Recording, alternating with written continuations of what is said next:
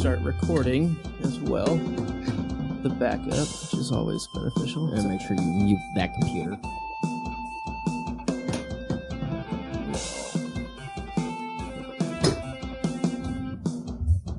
Alright. Oh, it wasn't any. A little bit of a short song.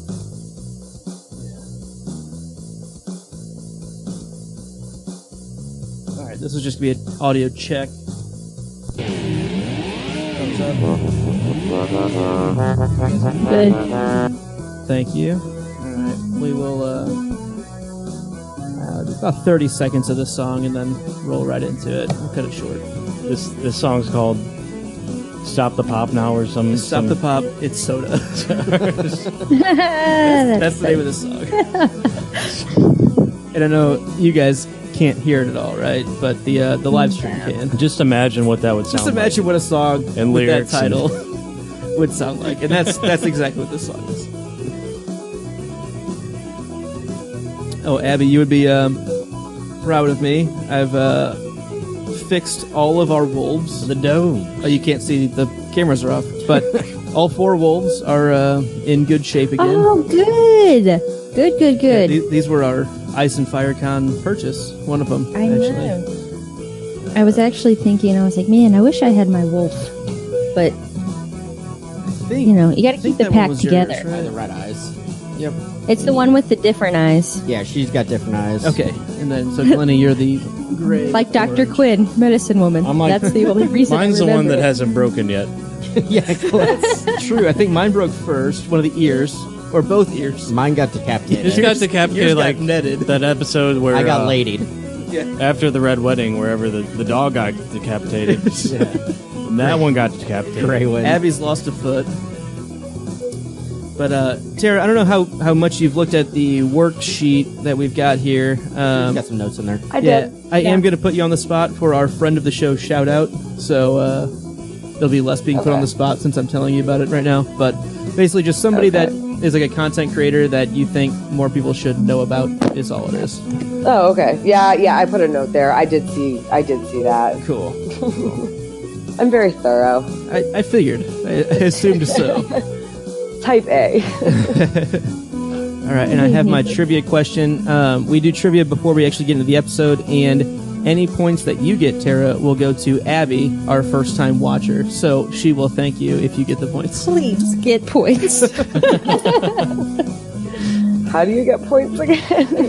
Just answer it right. Yeah, answer the different answer than I have.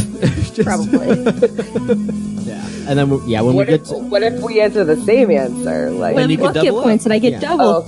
Oh, okay. Yeah. If you're both correct, then you both Still get can't points. win. I don't know. With doubling up, if she gets There's both, 2 episode 4. Yeah, you could. She could tie. She could tie right now. She could hit 5, yeah. Yeah. All right. Statistically We're in it backed to with win. Yeah, man. that rule. Yes. All right, we are 5 seconds out. We ready? Sure, right? All right, 3, 2. That's Glenn knows the words. 2, 1. Smile, everybody.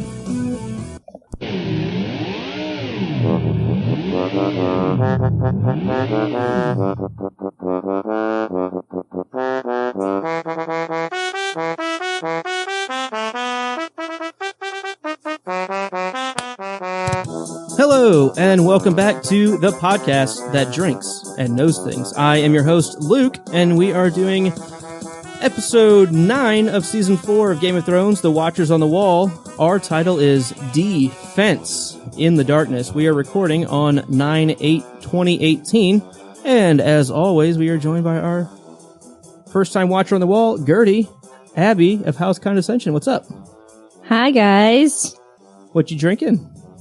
Well, you know, some Duplin Black River Red. As you should. That's par for the course. We are also joined by Ben, a.k.a. Sly of House McLean. Good evening.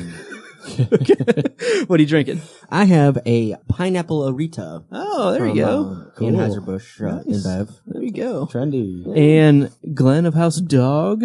That dog will hunt. What do you drink? What's that dog drinking? It's called a Bud Select. A Bud Selleck. Tom Selleck favorite. It's one of his beers. And our special guest today, we have Tara, at AGeekSaga, the coordinator for Ice and FireCon, joining us. Hey, how's it going? Good. How are you? It's Saturday after Dragon Con, which is a very long convention for those of you who don't know. A long recovery period. I'm good, but still recovering. So. What are you drinking? Sudafed? Vodka. Yeah, I wish. Vodka tonics, because I figure this is the strongest thing I have in my house that might kill whatever is going on in my. It's a septic, if you will. Yeah. Awesome. Well, we are super excited to have you here, and I'm excited to have everybody here. And let's do a quick friend of the show shout out before we get started. And as always, we like to put our guests on the spot. So Tara, who's a content creator in the ASWAF community that you think our listeners should check out? Well, I don't, I'm the worst about keeping up with new, up and coming people. But, I have, a lot of friends who've been creating content for Song of Ice and Fire, Game of Thrones for a long time. And, I wanted to give a shout out to, an oldie but goodie, the podcast of Ice and Fire. When I first got into the fandom a very long time ago, they were the only podcast that existed. And they're not as regular as a lot of the current podcasts in terms of how often they put stuff out, but it's been the same group of people forever, and they've got a really great, repertoire going on. They're good together. So that's awesome. So definitely check them out. And you too can be featured as friend of our show by following us on Twitter at Know and Drink. As always, our show is produced with the love and support of our wonderful Imaginary Legion patrons, including Bailey, who I see in the chat, and Terrence from Hogwarts Radio, and a few other folks that we just love and appreciate. So we are going to skip news and current events this week. We didn't really see a whole lot that's new. Nothing much. A lot of speculation for season 8 type stuff. Spoilers and stuff like that. Yeah, so we try to stick away from that. One, because I don't really like spoilers, and two, we have a first-time watcher with us. So heads up, she's probably in the chat, so please be careful in the chat on spoiling things post this episode. We appreciate it. I am in the chat, but I'm also bad at reading. So she's illiterate. And this is why she's on the show. As long as you don't do an audiobook in your posts, she'll be fine. I bought a real book this week, you guys. Nice. There you go. I am proud. Pages and words and everything. Don't type with emojis. She'll figure it out, probably. She will.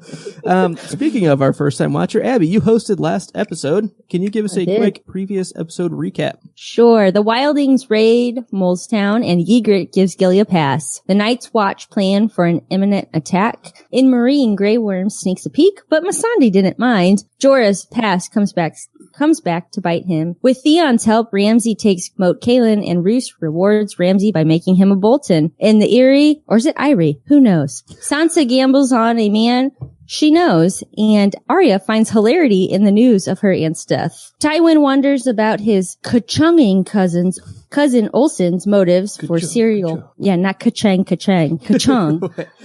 For serial Beetleside, and the Viper plays with his prey and pays the ultimate price. All right, good episode. That was a lot of fun, that episode. If you missed it, check that one out after we finish this one. We are doing, like we said, season 4, episode 9, and this episode was 50 minutes, and it aired on June 8th, 2014, directed by Neil Marshall. I think this may have been his first episode. Name doesn't sound... Yeah, I mean, I know the name moving forward, but I think this may have been his first. Some no-name writers as well. David Benioff and fucking D.B. Weiss or some shit. I don't know. Who the fuck's that? I don't know. Glendog, what is the episode description? Sure. Jon Snow and the rest of the Night's Watch face the biggest challenge to the wall yet. So we're in Dorne today. So a lot of Dorne action. A lot of Dorne. I think some Essos. Yeah. Roger Dorne. We finally get to Southros. Yeah, Sothorios. We'll see where that goes. But before we can even get to that, let's get to our Quill and Tankard Pub trivia. Everyone ready? Yep. Sure. So, Tara, really quick, what you want to do on our workbook, just go type into your box there your answer, and when we say 1, 2, 3, we'll all hit enter at the same time and see who's right, that kind of thing. Okay. All right. So the for season 4, episode 9 is... When did the batteries go up? While Glenn and I were watching today, at what point in the show did the Xbox controller batteries say that they were running out? No. Aemon Targaryen described his one true love of his life. What 4 things did he say he could describe about her I'll accept 3 out of 4 for full pointage. I'm really just looking for Glenn not to get this. Exactly. Yeah. Dude, I watched this like an hour and a half ago and I'm struggling. No, get out of there. Quick update on the chat while we're thinking. Sydney is loving Abby's eyebrows. So, Sydney Moog, shout out. Basically, just made my entire life. Your eyebrow game is strong tonight. Yes. Dem brows. All right, thumbs up if you're ready, or at least quitting. Yeah. I see everybody but Abby right now. Well, I just had it and then I forgot it because I'm drunk. Fuck. And then I had Drunk? to We just hit it started. I guess she's been waiting. She's been waiting. That's what I did. I hit enter and then I hit it out and then I was like, shit. That's all right. Well, I don't even know how to undo it. I'm sorry. that's There we okay. go. Ready? I'm going to play the music and we'll get into it.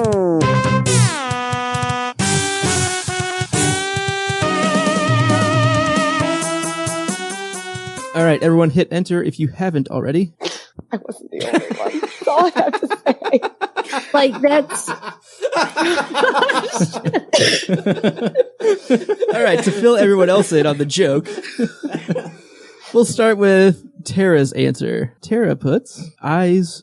Oh, wow, my cursor just jumped a mile. Eyes, nose, and mouth, I believe. And hair. And hair. We have Abby's answer in the wrong box of eyes, nose, and voice. I'm judging you hard, Ab. It's okay. It's fine. We also have Benji's hair, eyes, smell, and voice. And I think Glenn might be the closest with head, shoulders, knees, and toes. Knees and toes. The answer, who she was, how we met, the color of her eyes, the shape of her nose. That's. A lot of really close answers. I think the 3 of you guys said almost exactly the same, or very, very similar things. Yeah. No one said who she was or how they met. Yeah. Right?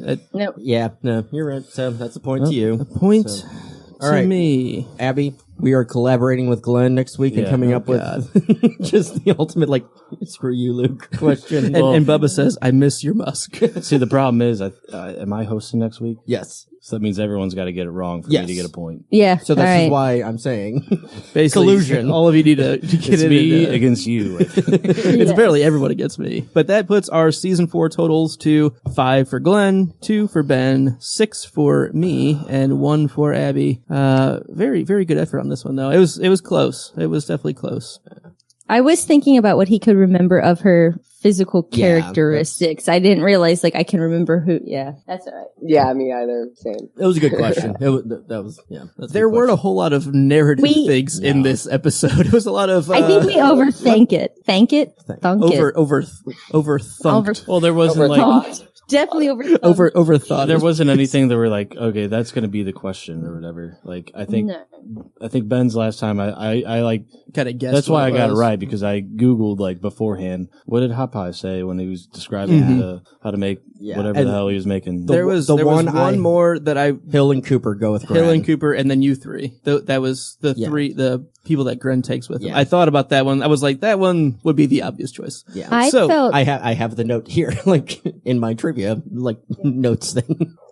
All right. How's everyone feeling? We getting ready to get into this episode? Yep. All right. Let's talk about the opening credits. We have Kit Harington Yeah. as the lead actor. Got him on the his screenshot. There he- there he you is. go. On the screenshot. Look at that. Nice job, Benj. That's not him. We have King's Landing, Moat Kalen, Winterfell, The Wall, Bravos, and Meereen. Listening to the commentary today, it was John Bradley, Kit Harington, and Rose Leslie. Nice. Pretty solid trio Yeah. for this episode. And whenever they got to this sequence, they were like, why did they like dawdle on the top of the wall a little bit? We've had questions like that too, of Yeah. like, when you have something where it's so specific, like, do it. Like, it's the one time you're going to do that, so do it. Exactly. I mean, if anything, probably procrasters, you know? Like, just the whole sequence just at the wall and it just doesn't really move. Sure. That's what you're It saying? just sits there the whole time. Yeah. No, I mean, like, show lower Do a Castle circle Black. and then come show. There's a couple other things they come could have back to the wall. Are we going to see Moat Kalen? No. That's my main point. But anyway, let's talk about our final scene. Cheers. Cheers. Cheers cheers to final scene. Final location. Final scene. We're essentially there already. It's a little bit of a joke, but we are going to the wall. It is the only location that we travel to this episode. And, so cheers to that. There is north of the wall and south of the wall. And now I stand corrected. But our opening scene is with John and Sam, and Sam asks about the ins and outs of the birds and the bees. Benj. I don't know. I'm not a damn poet. No, you're not. It's like the deaf leading the blind here, or as, what's the movie? I had the note and I didn't mark it down, but Richard Pryor and, Gene Wilder, hear no evil, see no evil. The blind man leading the deaf man. That's basically what John's doing with Sam right now. Ab. I'm gonna throw it over to Glenn Dog here because he has the same thoughts I do. Gotcha. Yes. Go for it, Glenny. Me? Yeah, so I noticed there's a loophole in the vows as Sam the lawyer says that Sam Esquire. It's basically open for interpretation about like breaking your vows or whatever is what counts, what doesn't. Right. So, and I'll turn it back over to Abby. Do you have anything else to add? Thanks, Glenn. Well, according to Gertie at Go Home Gertie on Twitter, she quoted here, "The interesting thing is our vows never specifically forbid intimate relations with women. Sam spittin' truths. This is why you read. He technically is correct, and that is the best kind of correct." That was my thought drunkenly after last recording, watching this. That's all I got here. Yeah, that's pretty fair. Tara, what do you think of this scene? I mean, honestly, I honestly don't think I've seen this episode since it aired. Nice. So I had totally forgotten that, like, this late in season 4 that Sam and Gilly still hadn't done it. I was like, oh crap, we're like going back that early. Well, I've got to like recalibrate everything about me watching this episode now. Yeah, no, I think that was literally all I could think about was that, wow, I have forgotten this much. I thought it was interesting that Sam seems to have a foot fetish, right? Because he's talking about, what's it asking like? a question, what's it like? And John's kind of like a little bit, lack of a better term, beating around the bush. And, Sam's like, okay, well, how big were her feet? Like, fucking come on, tell me. Like, give me anything here. I'm probably going to die today. Yeah, because I think he's just assuming they're going to die or something like that. So he's like, it's the closest I'm going to get, I guess, at this point. Right. Yeah. It was actually funny in the commentary. Even John Bradley mentioned that. He was like, oh, a foot fetish thing. That was a joke on set for a while. Dude, I noticed a lot of that commentary, looking at a lot of our notes, it was like similar in some of the stuff that they were saying. It's like, and that's for this episode's a little bit specific that there's not a whole lot of stuff that you don't see on screen, right? That's a lot of what you're seeing. But that's okay. We are going to move on to our next scene, which is Tormund, Ygritte, Stir, and other free folk. Tormund tells of being the husband of bears. Ygritte sharpens some arrowheads. Stir dreams of Ginger Minge. Abby. I like here when Ygritte and Stir are talking and, she approaches him because, they're having words and he stands up and that's definitely it's a power, stance. Like he stands up over her, showing his dominance. Stir, did you not know this was Ygritte? That shit don't work on her. She don't care how you are. You be a goddamn mountain. She's fucking Ygritte. Like, you don't intimidate her. She's just a force to be reckoned with. I love Ygritte. So, never back down, Ygritte. Love her. Don't. I'll mute you. I'll mute you both. Tara, what do you think of this scene? I mean, it's a lot of the whole beginning of this episode, and I know it picks up, but it was like so much exposition. Like, I guess when like watching it the first time, you've got so many expectations. So rewatching it, which again, I honestly don't know if I ever rewatched this episode before this time. It feels like, oh my gosh, how did, like, the first time I watched this, I don't remember being this kind of bored. Okay. Like, when is stuff going to happen? Because usually they're better about kind of splitting stuff between like the exposition scenes and the action. In this episode, it was very top heavy on the exposition. Yeah, I think that's entirely fair. And maybe Abby can speak to this a little bit more, being the truer first time watcher. But I feel like when you don't know where it's going, the anticipation, the tension is, I feel like is built pretty well through all of the exposition at the top, because you know there's like impending doom and they're feeling that, but it doesn't really carry as much weight when we already know, well, they make it through the night kind of thing. Yeah, I definitely, at this point, in the episode was very much like, holy shit, like this is going down. I just felt a huge tension in who survives, who wins, who does what. Like, I just felt like the calm before the storm, waiting for the battle. And all I wanted to do was get to the battle, making the fighting even better when it did happen. Sure. Glenny? Yeah, I just couldn't help but notice the Then Warg that they have looks like a crash test dummy. That guy, yeah. And then other than that, like, I think Tormund's telling the story about fucking a bear or something like that. And Ygritte calls him out, like, you never fucked a bear. Like, no, that's a made up story. Like, just shut the fuck up. Sorry. That's the crash The band test. called the Crash Test Dummies. Yeah, crash test dummies. Go ahead. But to me, my point is, Ygritte makes some good points about the Night's Watch being fucked up, hunting them down for no real reason other than they were born on the wrong side of the wall. They're not, I mean, their actions, yeah, they're dickish and they're morally not great, but it's understandable. They're fucked if they're stuck north. And the Night's Watch is like, no, you're illegal. You can't come. Fuck you. Benji, right there is exactly as I'm starting to feel. Like, I get that they're warring and they're trying to take, but in the end, like, what's the issue? Why can't we be friends? Yeah. That's not a Dave Matthews or why Tom can't Petty we song, so be that's friends? fair game. Fair game. I'll allow it. Why can't But, I mean, I think that's what we kind of touched on last episode where John is, you know, or was it last episode or 2 episodes ago where basically we were saying like, it's not really the Night's Watch job to those go two, out when and they wanted- range. yeah. It was the last episode because he was talking about when they're icing up the tunnel Two. and they said you're Yeah. cutting off. The only Night's, the only Sorry. wall was. Last time we saw the wall. Nope. We did see them talking about Gilly and everything, Sam and Very John. shortly. Very Oh, shortly. sure. So 2 episodes ago, though, was. Fair. But we kind of talked about that it's not really the Night's Watch job to go out there ranging. Like, they're supposed to be the protectors on the walls. Walls, plural. Well, I think. But it's just kind of like, go ahead, Glenn. Oh, no problem. Yeah, basically, it was just a lot of people didn't really put a lot of thought into the threat that was happening with the wildlings, except for John. Like, everyone just kind of like, well, we're the Night's Watch, and we've always beat them, so we're just going to do it again. Right. When So- you're protecting against, that becomes the thing that you only know. Then you're like, well, the best defense is offense Right. at this point. Like, this Which way Sean their was trying to tell mentality. them, they got a shit ton of people. Right. We don't. Let's It's not use always that simple. Let's use this fucking, ace up our sleeves called this 700 fucking foot wall. Let's use that to our advantage. But kind of my final note here is Ygritte really wants to be the one that takes John out in that kind of stand up to her scene that Stir does, and Bench has it pulled up on screen caps. Yeah, put your money where your mouth And is. she says, basically, Jon Snow is mine, and I'll put arrows in any of you who try to take him from me. And I don't know, he's clearly not buying it. I think Tormund buys it, but I buy it. Ygritte's the shit.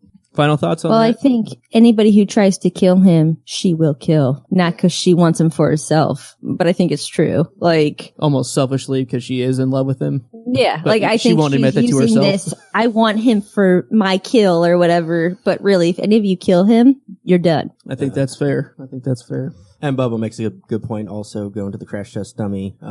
Then, our looks like Sinead O'Connor could be another, Oh, A lot of pop culture references.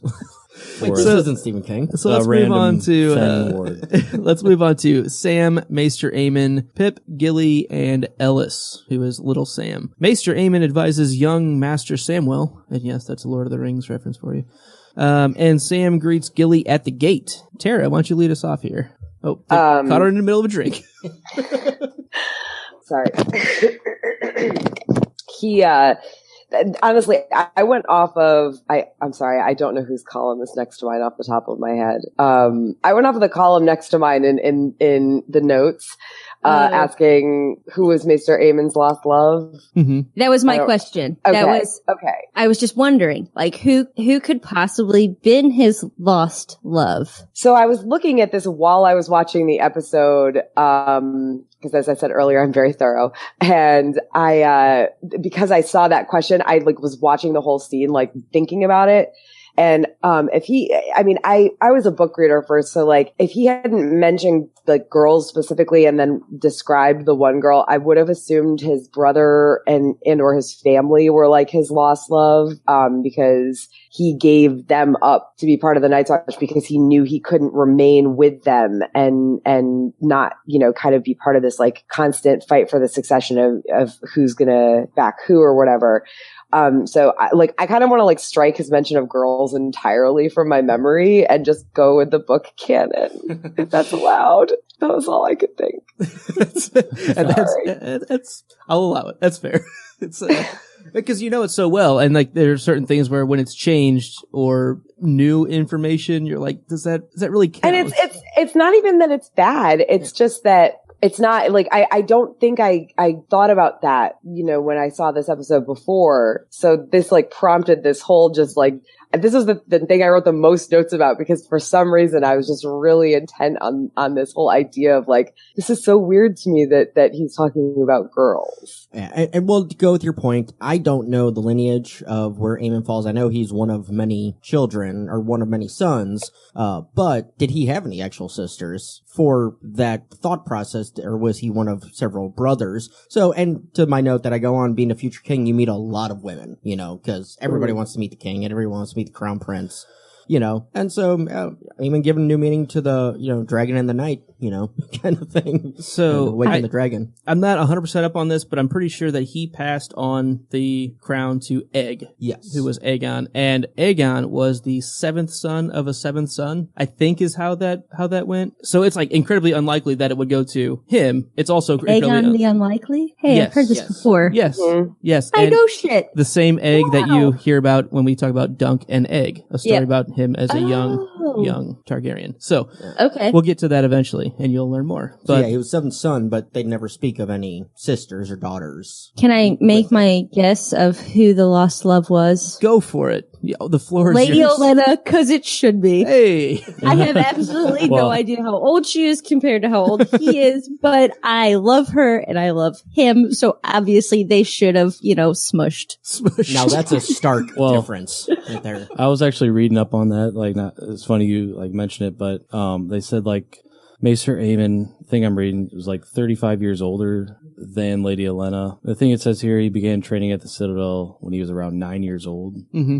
Yeah, because he would have been the sixth son, Right. very much out of the way of anything to even get land or anything. So a lot of children in that are given to the Sept or to the Citadel to be trained in things like that. So, Or yeah, and then So at the Citadel, then later on took the Black to become. yeah. He joined the Night's Watch at 35. Mm-hmm. Became a full-time maester at 19. And then was offered the crown essentially after he took Right. the Black because It he was would have had to go against both of his vows. Right. To take Says it. he's about 30 years older than Lady Olenna. So there you go, Ab. That's I mean, knowing Abby's stance in this book series. 14 is the new 40, 14 or whatever it was. The quote that apparently I said.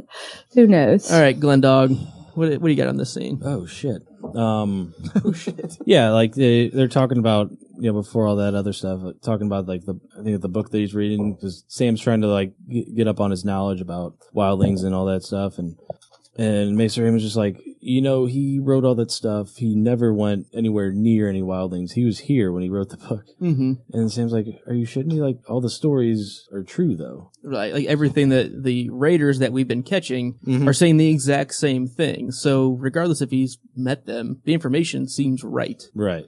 Yeah, no, it's I don't know. That's one of those the Grand Maester conspiracy is kind of one of those things, and we've seen a little bit of experience with that. I'm not saying I buy it full stock, but I think there's something to the people that think they know things don't drink. Don't drink. so they don't really know. Can I ask a few things here? Abby, go for it. Okay, so I have a few questions about the Maesters specifically. It doesn't necessarily fit into this episode, but listening to Aemon is where these came from. Who funds the Maesters or the Citadel? How do they have funding, like to have wherever they study or train these people? Is it all the lands giving them money? So they were originally started by the Hightower family in Old Town. Okay. And I don't know if we know a whole lot of who actually funds them outside of it potentially just being the crown, who would be the conduit of There's through some the money. Like basically, So- if your house has a maester, you're probably paying that in taxes, or you're paying the Citadel directly. I think we're just guessing on that. Yeah, I don't know if it's really ever said. I would honestly say, because I think the Maesters kind of take a vow of poverty along those lines, then you don't really see the rich Maester except for maybe Pycelle living it up with the whores.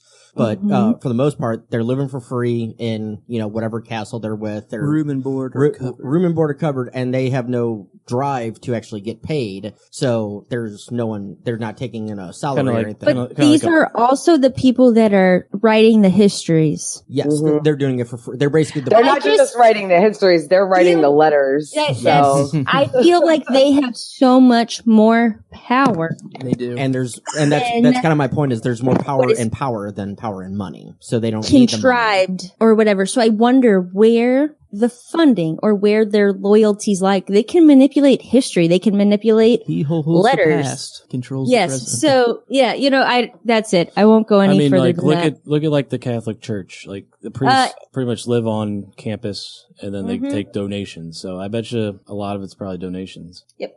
Alms for the poor. So kind of right along with this Maester Aemon talk that we have, I really like his line of old age is a wonderful source of ironies, and it's just one of those like, it takes a lot of experience to actually know what to do, and guess what? You only have that once you're not necessarily as able-bodied to put that into action. And again, back to the commentary, it was kind of a funny thing that John Bradley, who plays Samuel Tarly Abbey, if you didn't know, he was like, because they show him like grabbing a couple books, and there's a lot of stunt doubles in this scene, or in this whole episode, right? There's a lot of stunt actors. Sure. And he was like, yeah, this was the only scene my stunt actor had to come in. He had to take the books off the shelf for me. It was just pretty funny.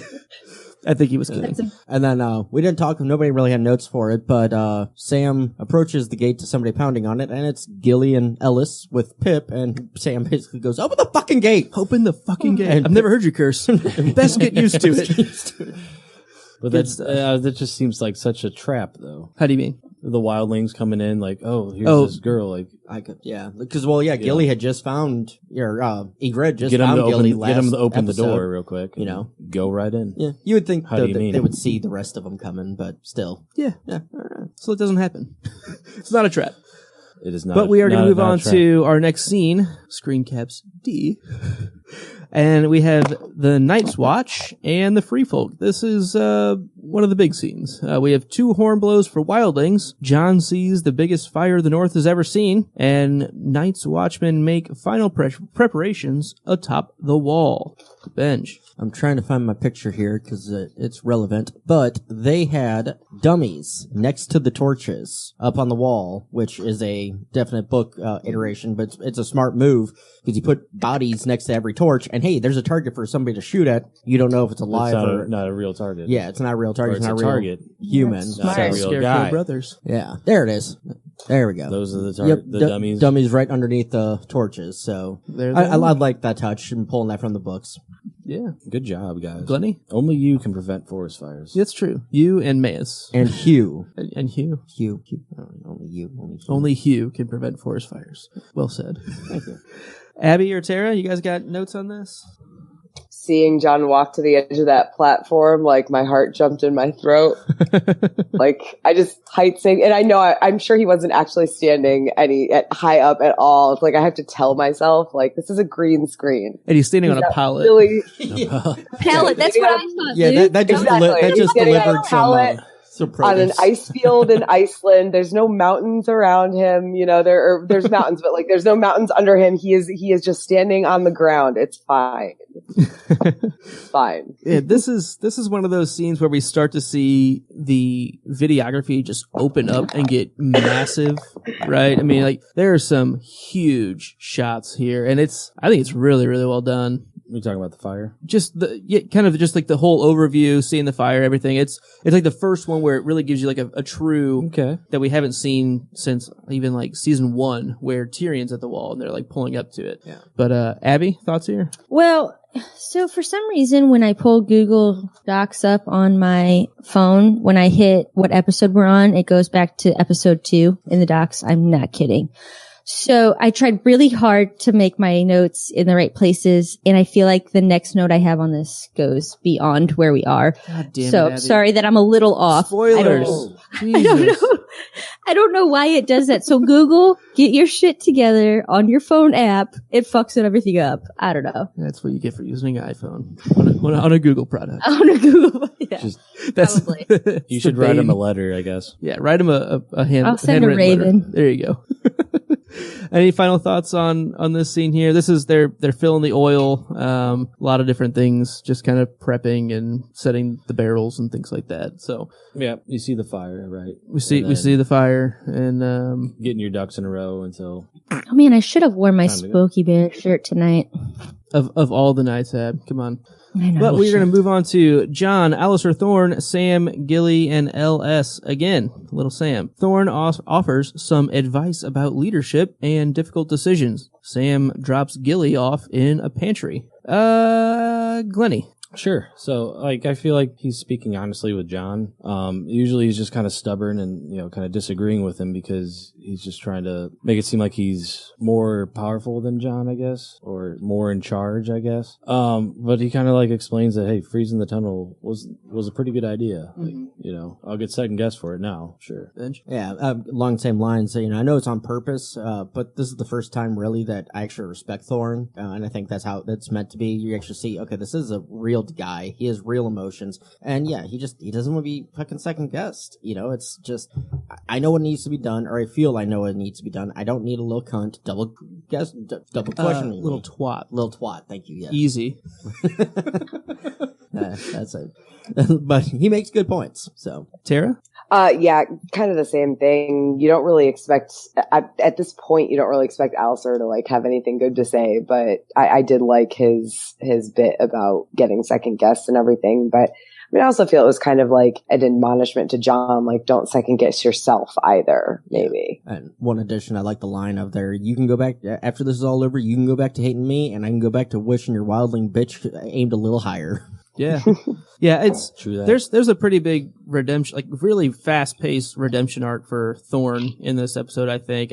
It's kind of like everyone was saying here, just really unexpected, and it seems really genuine. Like, it doesn't seem like he's just saying this to like butter John up for anything second guessing like that. So I don't know, it's just very, very unexpected.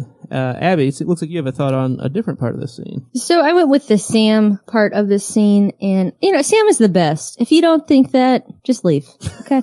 So I like that he doesn't bend to Gilly. He's not just, oh, don't worry, honey. He's not pussy whipped. He's not in love in a fact that that's going to stop him being who he is and having his own thoughts and his own moral code. I really respect that in Sam. I find Sam to be such a man in that respect.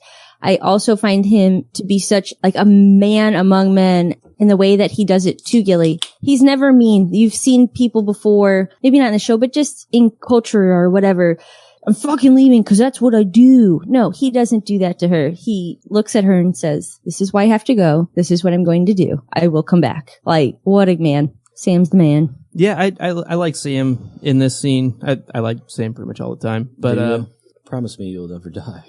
yeah, I like just like the whole lead up to that scene is a little odd to me that Gilly really doesn't seems to think that Sam's going to survive. Like, it's kind of like a total lack of faith in him. Confidence. Right. Yes. But he doesn't, like you said, Abby, he doesn't really balk at that. He's just like, regardless if I'm going to go out there and die, I'm bound to do this. And so I'm going to fucking do it. And And I if Sam think, makes a promise, he sticks with it. I think that's absolutely true. And I think the way he kind of nuts up and just like shows her that, hey, this is what I'm here for and this is what I have to do. I can't be here to be your, as Abby put it, pussy whipped guy here. Mm-hmm. That I think she finds that strength that he shows and buys it herself. I think in this scene, it sells it to her a bit, and then they can kind of go on being with it, whatever they are to each other.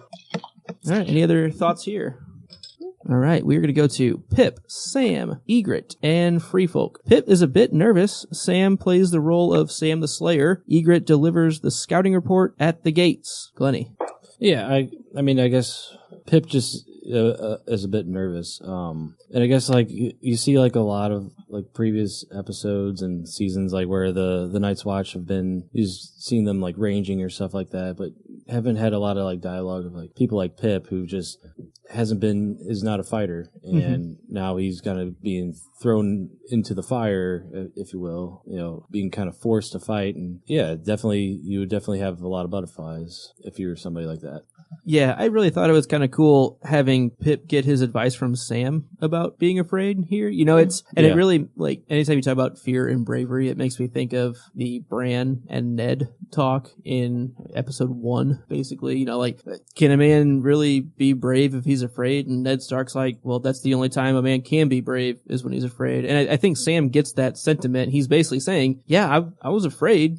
If you would have asked me my name, I wouldn't have remembered it at the time, but that doesn't stop you from doing the job at hand, kind of thing. Like, right. That's where bravery is actually possible, is if you're afraid. Because if it's just easy for you and you're ignorant to the fear, then you're just dumb, honestly, is kind of what it comes down to. Isn't it interesting that he does say that, like, I was nothing at that point. At that point, I was nothing. There was no options. I was nothing. And he turns, like, his last thing, I think, as he leaves, it says, but I'm not nothing now. So I just wondered what his intent was behind that statement. Is it because he loves Gilly? Is it because he understands his value or his own strength? I don't know. He's like a motivational speaker. Like, I was nothing. I was nothing until I was something. Until I was something. I went from a 0 to a 1. Till I killed a White Walker. It was nothing. Tara, what do you think about Sam the motivational speaker? I mean, it's Sam, so it's like weird to me that he really comes out of his shell in this episode. And I mean, I guess it started like earlier than that. It started when he made them let Gilly in and everything, but like his whole speech and everything, he really comes out of his shell. Bench? So my note, I'm going to the next part of the scene where Ygritte was watching, getting the body count on the front gate and everything, and reports back to Stir and Tormund and everything, and they start running up towards to the gate itself. My question is, if you can see on the video here, or on the picture, it literally is about 100 yards off of the wall. Like, as they pan up, it's like 100 yards off the wall. You would think that maybe somebody at the top of the wall would see the fire burning on the south side of the wall, south of Castle Black. It's kind of obvious. I just kind of had a issue with that, because like, you're up there, you got all the archers, go and rain some down on people. And that's for you, Bubba. Luke just put in front of his camera there. So anybody got anything on that scene or that half of the scene?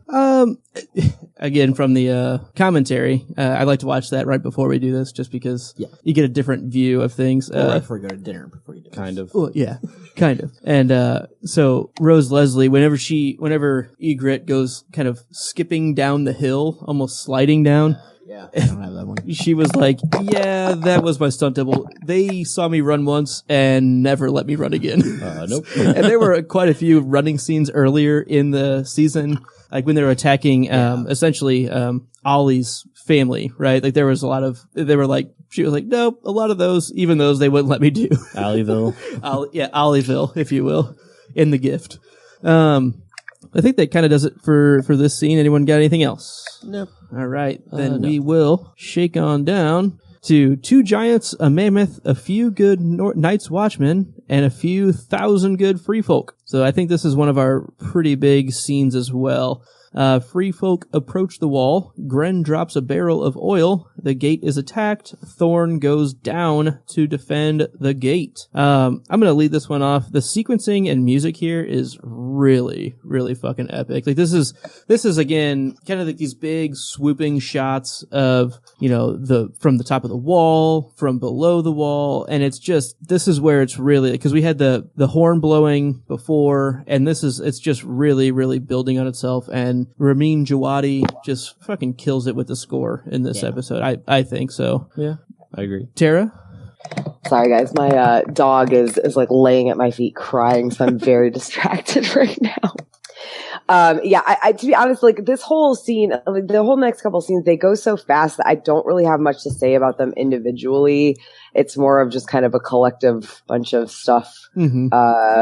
like after the fact, because they're all very like short and fast, and there's like so many people dying and so many people falling off the wall conveniently onto stakes. And I don't even know if that's in this particular scene, but it's like the one thing about this whole mesh of like the first, fight scenes before everything really comes to a head, that all I can remember is that guy like getting shot with an arrow or something, falling, or maybe it was an explosion, falling off the wall and just perfectly getting impaled on a stake. Yeah, that's a little. Yeah, later. that's a little later when when the giant Okay. shoots the gigantic harpoon. Yeah, I do It all kind of like meshed together. Yeah, for me, and sorry. that's why I kind of no, you're fine. Like this was definitely a difficult one. Benji does a lot of these screen caps and our sequencing here, and we got to this one. He was like, "All right, Luke, I'm gonna need you to do this one. This is fucking complicated." I'm like, you set it up, I'll do the caps. I'm like, and and the way we've kind of set this up is there's a lot of big scenes, and by that I mean just what Tara was saying is there's a lot of really, really quick things happening. We could dwell on each one individually, which is going to take us 6 hours to talk about it, and I don't really want to do that. So we're just covering a lot of things, and hopefully the screen caps, if you can see those, Tara, those can kind of help us along as we're going. Ground. But Glennie, what'd you think of this? Yeah, this I think collection of scenes, like that overhead view of the wildlings, like they look like ants, and it's pretty cool to see them kind of like ants marching, red and black, antenna. That was the obligatory Dave Matthews Band quote being muted. 10 second cut or dump button. Otherwise, the mammoths look pretty cool. Shout out to the International Mammoth Committee. Yeah. There you go. That was just I don't know. One time I was watching something on Discovery Channel and it's kind of like zoning out, and it was on mammoths for whatever reason, and like. Then I found out that they have this like International Mammoth Committee, these people that meet like every month or something like that, just to talk about mammoths. A real thing. I'm pretty sure we dug up woolly mammoths, you and we did. Luke. Oh yeah, South Dakota. No, that's actually here in Missouri, I believe. No, it was in South Dakota. That was our South Dakota. It was in South Dakota. Mastodon. Benji was there too. That's what Yeah, it was. I we was. dressed up like outlaws. Yep. Duh. Heck yeah. Remember Awesome. this shit? Ah, There was yeah. a whole fucking museum. Well, that was trip. the Wild West thing, but yes. Wait, I know we weren't dressed up like outlaws while digging for That would have woolly been mammoths. cooler. That would have been cooler. Yeah, I was the never mind. I was Yeah, the sorry. brooding teenager. I looked like Jon Snow. I was like, I'm not doing this stupid shit. Yeah, you But did. I That's did. true. But all right, my note on this is fucking Slint. You're just standing there like a fucking tool, just dumbfounded, and that face right there, huh? What? Just What? yeah, it's God. I hope he dies. That's all I can say. I hope he dies by the end of this episode.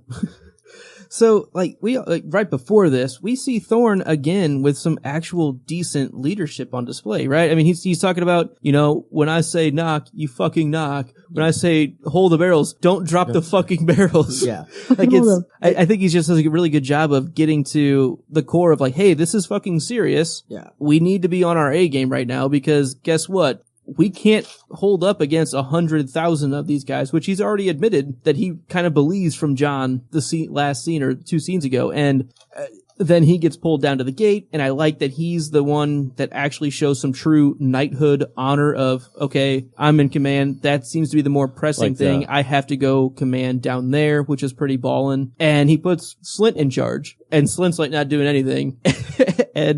And then Thor runs back. He's like, "Fucking loose! Like, come on! Like, Right. get your shit So together." you're saying kind of like the captain that kind of goes down with the ship. Yeah. He seems to really be leading by experience. He's actually the one doing it. He's leading by action. Be on the front lines, Yeah. kind of And I showing these pretty big people fan of what's Thorn what. right now. He's Yeah. kind of a dick, but it seems like He's kind of a thorn not in your side. he's a thorn in hopefully the wildling side. Let's hope. Let's hope. Let's maybe move on to that. Any final thoughts there? All right, we got a ton more scenes to go. Yeah. So let's get to H, which includes basically everyone. And this is our longest. This is This is a long. Well, this is the most screen capped scene. This in the is a big entire- sequence. And we're gonna go basically from the free folk through the gates, fighting in the courtyard, giants and mammoths approaching the gate in front of the wall. Gren gets Slint out of the way. John commands the defense of the wall. Abby. Tormund is a beast. I mean, beast of the east, north. Just kidding. But he actually reminds me of much of like a berserk, like just otherworldly tapping into something because it just seems like nothing can touch him. And yeah, he's just a beast. And Slint is the worst. Tara? Yeah, there's so much like the giants and the mammoths in this episode. I mean, even now the CG and everything on this, it's really, really good, especially for a TV show, even for Game of Thrones. Like at this point in time before we'd seen, what we've seen so far, like in later seasons, those giants and mammoths were like, I don't know, they're awesome. This episode as a whole, I really did like it. And I think a big part of that was just they really went all out. It was one of the better ninth episodes of a season. Yeah, it seems like the production value was actually dedicated entirely. And they did a good job with what they needed to do. They made the big climactic things actually sell. And like you're saying, this came out how many years ago? And 4. it still 4. holds up pretty well. I mean, it seems like, again, for a TV show in their 4th season, this is probably the 2nd season where this show has been at the top of its game, audience wise. Yeah. And, cause you have the 1st season, which is a little lower, season 2, where there's a lot of buy-in, season 3, where it's like, bam, this is the shit. Season 4, where it's like, this thing is fucking huge. And so they actually have a little bit of a budget to work with, and they're dedicating it in the right ways to sell these impressive CG things. Glennie? Yeah, so along with the theme of Alistair Thorne just kind of being more responsible and more like a good leader, if you will. He's just kind of explaining, like, kind of rallying the troops a bit and kind of saying, hey, like, the wildlings out there, those are Thens. Like, they'll eat you. Do you want to fill the belly of a Then tonight? And it was just so good how he like rallied the troops to get ready for the fight. Like I like that. Yeah, it's good shit for sure. Good stuff. Benj. Sorry, I was having a little discussion in the chat there. I liked once John takes command and the ice climbers start working their way up. John's like, they won't summit till morning. It took that long when I did it. And Ed's like, yeah, they're a little bit more motivated than you were. They have a little bit bigger hurry. And then also, this is the scene as well that Tara was talking about with the giant and Mr. Longbow himself fucking just going ham on that one. And that shot right there took me forever to get. Just, come on, let's see. I want to make sure I got the next one too. Come on. Where's it at? Ah, damn it. Oh, you can see him impaled on the I ground. haven't been impaled, but I didn't have the yoink cord on him. Yeah. But yeah, I love that shot. Those were definitely two very cool scenes. I love seeing that giant just, fucking annihilate him. You first see the one archer hit, and it just goes up and down. Not even like halfway. Yeah, and the giant just like, ping, yeah, true longbow. Let me show you how it's done. Yeah, and so Slint is so fucking worthless. The quote that he has, "There's no such thing as giants." Like, that's such a classic denying something that you can see right before your own fucking eyes. Like that kind of stubbornness drives me absolutely bananas. And nice work, Gren, getting Slint out. He was like, they need you down at the wall. Thorne sent word that he needs his most experienced commander. And Slint's like, down. Okay. Oh, okay. All right. It's like, oh, goddamn. Like Joffrey that one time when Cersei summoned him and they need me somewhere else. Is my mother okay? She's got big business with me. Well, I better go and see what she wants, even though there's a big battle. It's just rough. All right. Any other final thoughts? Click through these screenshots again real quick, Benj. So there's Slint being kind of the worst. Work our way back. Sam and Pip trying to defend the front gate originally. So, yeah, we also have Sam and Pip taking a bunch of shots, and he keeps missing. Yeah. Oh, that was a funny thing. He's like, nah, it's not going to be good if we don't stop missing. Right. He does seem very composed, though, through all of this. Who, Sam does? Yes. Yeah. He composed, like, maybe, yes, obviously fearful because you're in a battle, but composed, better than most. Yeah, he's been there, kind of. Yeah. Been through the ringer. I'm sorry. White's worse than wildlings. You survived the fucking fist of the first. He didn't fight anybody there. They didn't fight him, but left him go. He's so confused about that. Okay, book-wise, he ran off with the rest of them, but he survived. He got carried. Yeah. Which who's that? The one where we don't get The Oryx. No, that's Small Paw. Small Paul. Small That's Paul's right. the one that carries him. No Small Paul. No Small Paw. All right. What are we so on right now? we are Sorry. about to move to screen caps J, if that helps you. And it's again kind of everyone. And Stir and Egret enter the fight. The stewards in the kitchens pitch in while Slint F's off to hide in the pantry with the woman and child. Abby, why don't you lead us off here? So my thought during this scene was, so we have the Night's Watch here. They are doing a phenomenal job defending their brothers, defending the wall, defending Westeros. I mean, everything that they have sworn to do. And the Night's Watch is made up of murderers, rapers, and the scum of Westeros. And yet they are all standing, stewards included, with any type of weapon or defense they can possibly have. Boiling water, a pot.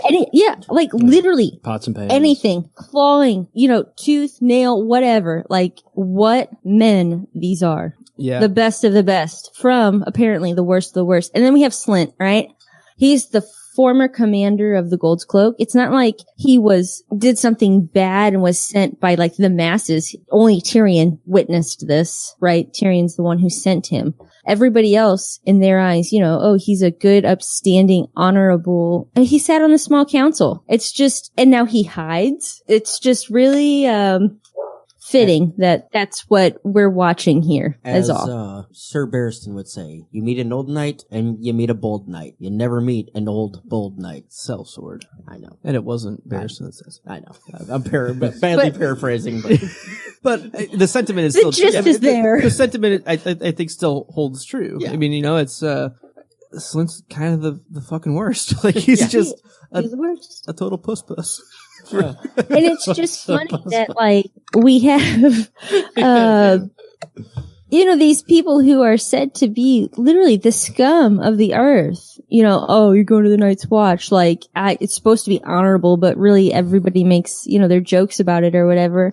And they are not just like putting up like college try. Like they are fighting. They are defending, and that's what we see, but that's not what the rest of Westeros, I guess, sees, which makes me sad for them, seeing their struggle here. Glenny, Basically about the exact same thing that she just said. say it again. Basically, the stewards use what they have, to get the job done. Like you just see people with pots and pans swinging them around, some butcher knives and stuff like that. And like it is pretty cool that they're just kind of doing whatever it takes to kind of try. And then also Slint just looks like a deer in the headlights. He's kind of just like obviously like avoiding any kind of fight or anything like that. Just kind of he just looks like a big idiot, just trying to get out of the way. Yeah, it's really one of those, like, he probably did kind of work his way up through the City Watch in training, right? I mean, that's... Well, you train coming from somebody that was in that field. The people that get in charge typically are good at practicing. They're good at politicking. They're good at You're right. They're good at practicing and good at politicking and good at finding friends who put them there. Which is exactly what Slint is. Yep. And because he's never had real experience, he's gained titles, which make it seem like he has some authority. Titles. But he doesn't have any actual experience to back it up, and he folds when it actually comes to time to play. One step further, when he does get the titles and stuff, then I guess in somebody like him, in his mind, then I don't have to train anymore. You can go ahead and get fat and happy. You get the entitled part that goes along with the titles, and I've made it. I don't have to work anymore. Like that's kind of the opposite of what good leadership really is. Yeah. But yeah, we also kind of going on with another sentiment we've had. The stewards are kind of the kings of the kitchens. Like that long armed butcher knife that one guy brings out. Well, I'm calling it. Well, actually, I'm asking the question: is that 3-fingered hob? Come on. Guy in the kitchen. Why not, right? It's 3-fingered. I feel like it has to be. Why not? He's running the kitchen. He's running the show. I wish they would have had a guy with, like a mangled hand or something, just to add to I'm it. still looking for my one-armed blacksmith, but I'll just leave that alone for now. Some Donald Noy. All right, Terry, what did you think about this scene here? Well, I did want to say that yes, I'm calling it like that. At least it's going to be my headcanon that's three-fingered Hob like with it. the. It's not even a butcher knife. It's like a giant cleaver. It's like a long arm cleaver. Yeah. How else do you butcher up an oryx? That's a good. And then like Slint, like I just want to never hear him talk again. I was watching this and all I could think of was like Jean-Ralphio from Parks and Rec going, the worst. Jean-Ralphio. So we also have Stir kind of coming in to this scene as well. He enters the fight, and he really seems to be an Axeman. I'm an Axeman, and just kind of starts going ham on some sacrificial hams, right? Some sacrificial hams, yeah. It definitely kind of holds up to the intimidating presence that we've seen. Like he seems to be pretty well adept at fighting as well. And in fairness, Egret was definitely going Legolas on some fuckers.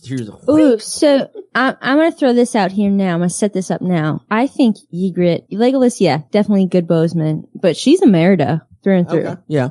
We're I get with that Merida. reference. I get that reference. I don't think Luke She's does. brave, right? Okay, yeah. She's I haven't redheaded, seen it, but I know it. Yeah, I've seen bits. wicked with a bow, Scottish, definitely Merida. So Just no, saying. Merida's probably Egret because these books had been out well before that movie. So She's, for my reference here, going to need to be Merida. fair enough. Just leave it as it is. Stay okay.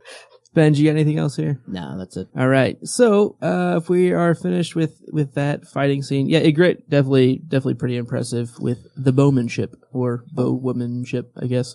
We're going to take a quick break so that we can talk a little bit about Ice and FireCon. We have the quite literal expert, the most responsible party. Tara, can you tell us a little bit about maybe some upcoming programming things, anything that we can talk about for 2019 Ice and FireCon? Oh God, don't call me responsible. The most irresponsible person who has the most responsible person you've ever met with access to the email. So, it's sorry. Please don't die on our show. I'm going to bow out after this because of this. Yeah, no, you're good. I keep trying to like not cough in the mic, and how often can I mute myself and not worry about. But anyway, so we're still really early on in our planning and everything, obviously, but we have a lot of stuff that we did, we've been doing for years, and even a couple new things that happened this year that will be continuing. The biggest thing was, I think, like a month and a half ago or so, we announced that Westeros, an American musical, is coming back with kind of a slightly revamped Act 1, and then we'll actually have like a 10 or 15 minute intermission and a new Act 2. Oh, awesome! With bigger cast, Hamilton parody, correct? It's Hamilton music, but with Game of Thrones, Song of Ice and Fire parody lyrics. So that's happening, and we're working on some revampings of like our Snark and Grumpkin hunt. I think we're going to make it last an entire day rather than just like an hour or 2 hours, whatever we set aside this year. We were bringing Ironwood Wolves back, so that's a definite. But yeah, I mean, other than that, it'll be later this year before we open, like the programming application and everything. But yeah, we're definitely in like the midst of kicking all of these things off. I mean, I posted in our Facebook group the other day, asking like, how early is it to start doing like t-shirt pre-orders for this t-shirt design I want to do? People are like, not too early. I'm like, but you do have to wait till Ice and FireCon for your t-shirt because I'm not shipping these out one by one. So yeah, we're very early in the planning. I will say that like our tickets, we're tiering them now, which a lot of conventions do. But so they were $80 to start. They go up to $90 on November 1st, and then they go up to $100. I think it's March 1st. So it's 4 months or so, 3 or 4 months between the bumps, but they are tiered. So if you want to get the cheapest ticket that is available, get it now. And the coupons, I know you guys have one, will work going forward. So you'll always have that $5 off. But right now and through November 1st is when tickets are cheapest. So Awesome. Well, so definitely get your tickets now and use promo code DRINKS when you do so. I can guarantee at least 3 of our 4 hosts will be there. We're trying to get all 4 of us there. I think we're going to twist that person's arm as hard as we can to make sure all 4 of us are there. Not looking at anybody specifically, but I'm looking at Benji. Oh no, I'm trying, and I will say because I have a new theory on release date. And this complete theory. It's April 21st. Has that come out? That's a theory. That's a theory. My theory is going to be May 1st. They're going to do the first 3 weeks of May. That way they get the first half of the season in the 2019 Emmy hunt, take the week off for Memorial Day, do the last 3 in June, then they're in the 2020 Emmy nods. They get both Emmys. Can we just stop talking real quick? There are 6 episodes in the season. Yes. yeah, What? they're long though. They're going to be, they said they're going to be like feature length film. Okay, what are we at? Season 4, episode 9. I still don't understand how they're going to finish a series. And I'm only halfway through? What the Just Good questions, Ab. You'll find out over the next 4 months, You'll figure 4 it to out. 6 months. Bringing it down. Don't hate the But that's player, my hate the theory. game. So if that's the case, then I can almost definitely have no problem doing it, because it just, I know I can't stay for that night, that Sunday night. That's my concern. So I'm hoping if it doesn't come that I can work it in, because I know I can't be there that Sunday night. That's all I'm saying. I honestly, I'll be very shocked if this season starts airing before midsummer next summer. I think the earliest it's going to air is about when season 7 started airing, and that's the earliest. That was beginning of July, right? End of July. The first episode was the weekend right after San Diego Comic-Con, so it was the 20-something of July. Yeah. It was closer to the end, but yeah, it was. That was a sprint in my life to get this podcast up and running. It was a lot of work. Yes. But we hope to see all of you there. Use that promo code DRINKS when checking out iceandfirecon.com. And Tara, for the people who don't know, where is Ice and Fire Con held? So it's in Mount Sterling, Ohio. The town is barely even. I don't even know if it's incorporated, but it's at Deer Creek State Park Lodge. So it's about 40 minutes from Columbus Airport. It might even. I think the one time I drove, it took about 45, 50 minutes. The next time it took about 40. But it's very close to there. And we always have a ride and room share document, for people who want to help each other get rides. But also you can take a cab or rent a car. Honestly, it was cheaper for people to do round trip cabs this year than it was for people to rent cars. Weirdly enough. But unless they were splitting. But yeah, so it's out in the country, but we do that on purpose. We like to kind of have it where it's almost entirely our people, and you feel really immersed in everything, It's like a summer camp. I mean, it really, that's because Glenn and I were both there, and that's the feeling I got from it. And it wasn't warm enough where there was a lot of activity of people trying to camp and stuff like that. I felt like it was just us there, or people that were there for that. Yeah, no, it was definitely pretty chilly, especially at the melee and the jousting. That was pretty cold right on the waterfront. It was awesome though. I loved it. The worst part is it's been colder. There was one year it was colder than that. We were in Virginia and we had all that stuff. We hadn't figured out our location yet, and we had it all at the top of the hill at this resort that we were at. Yeah, it was rough. It was real rough. Well, I just saw you pour another drink. Does that mean you're not bowing out yet?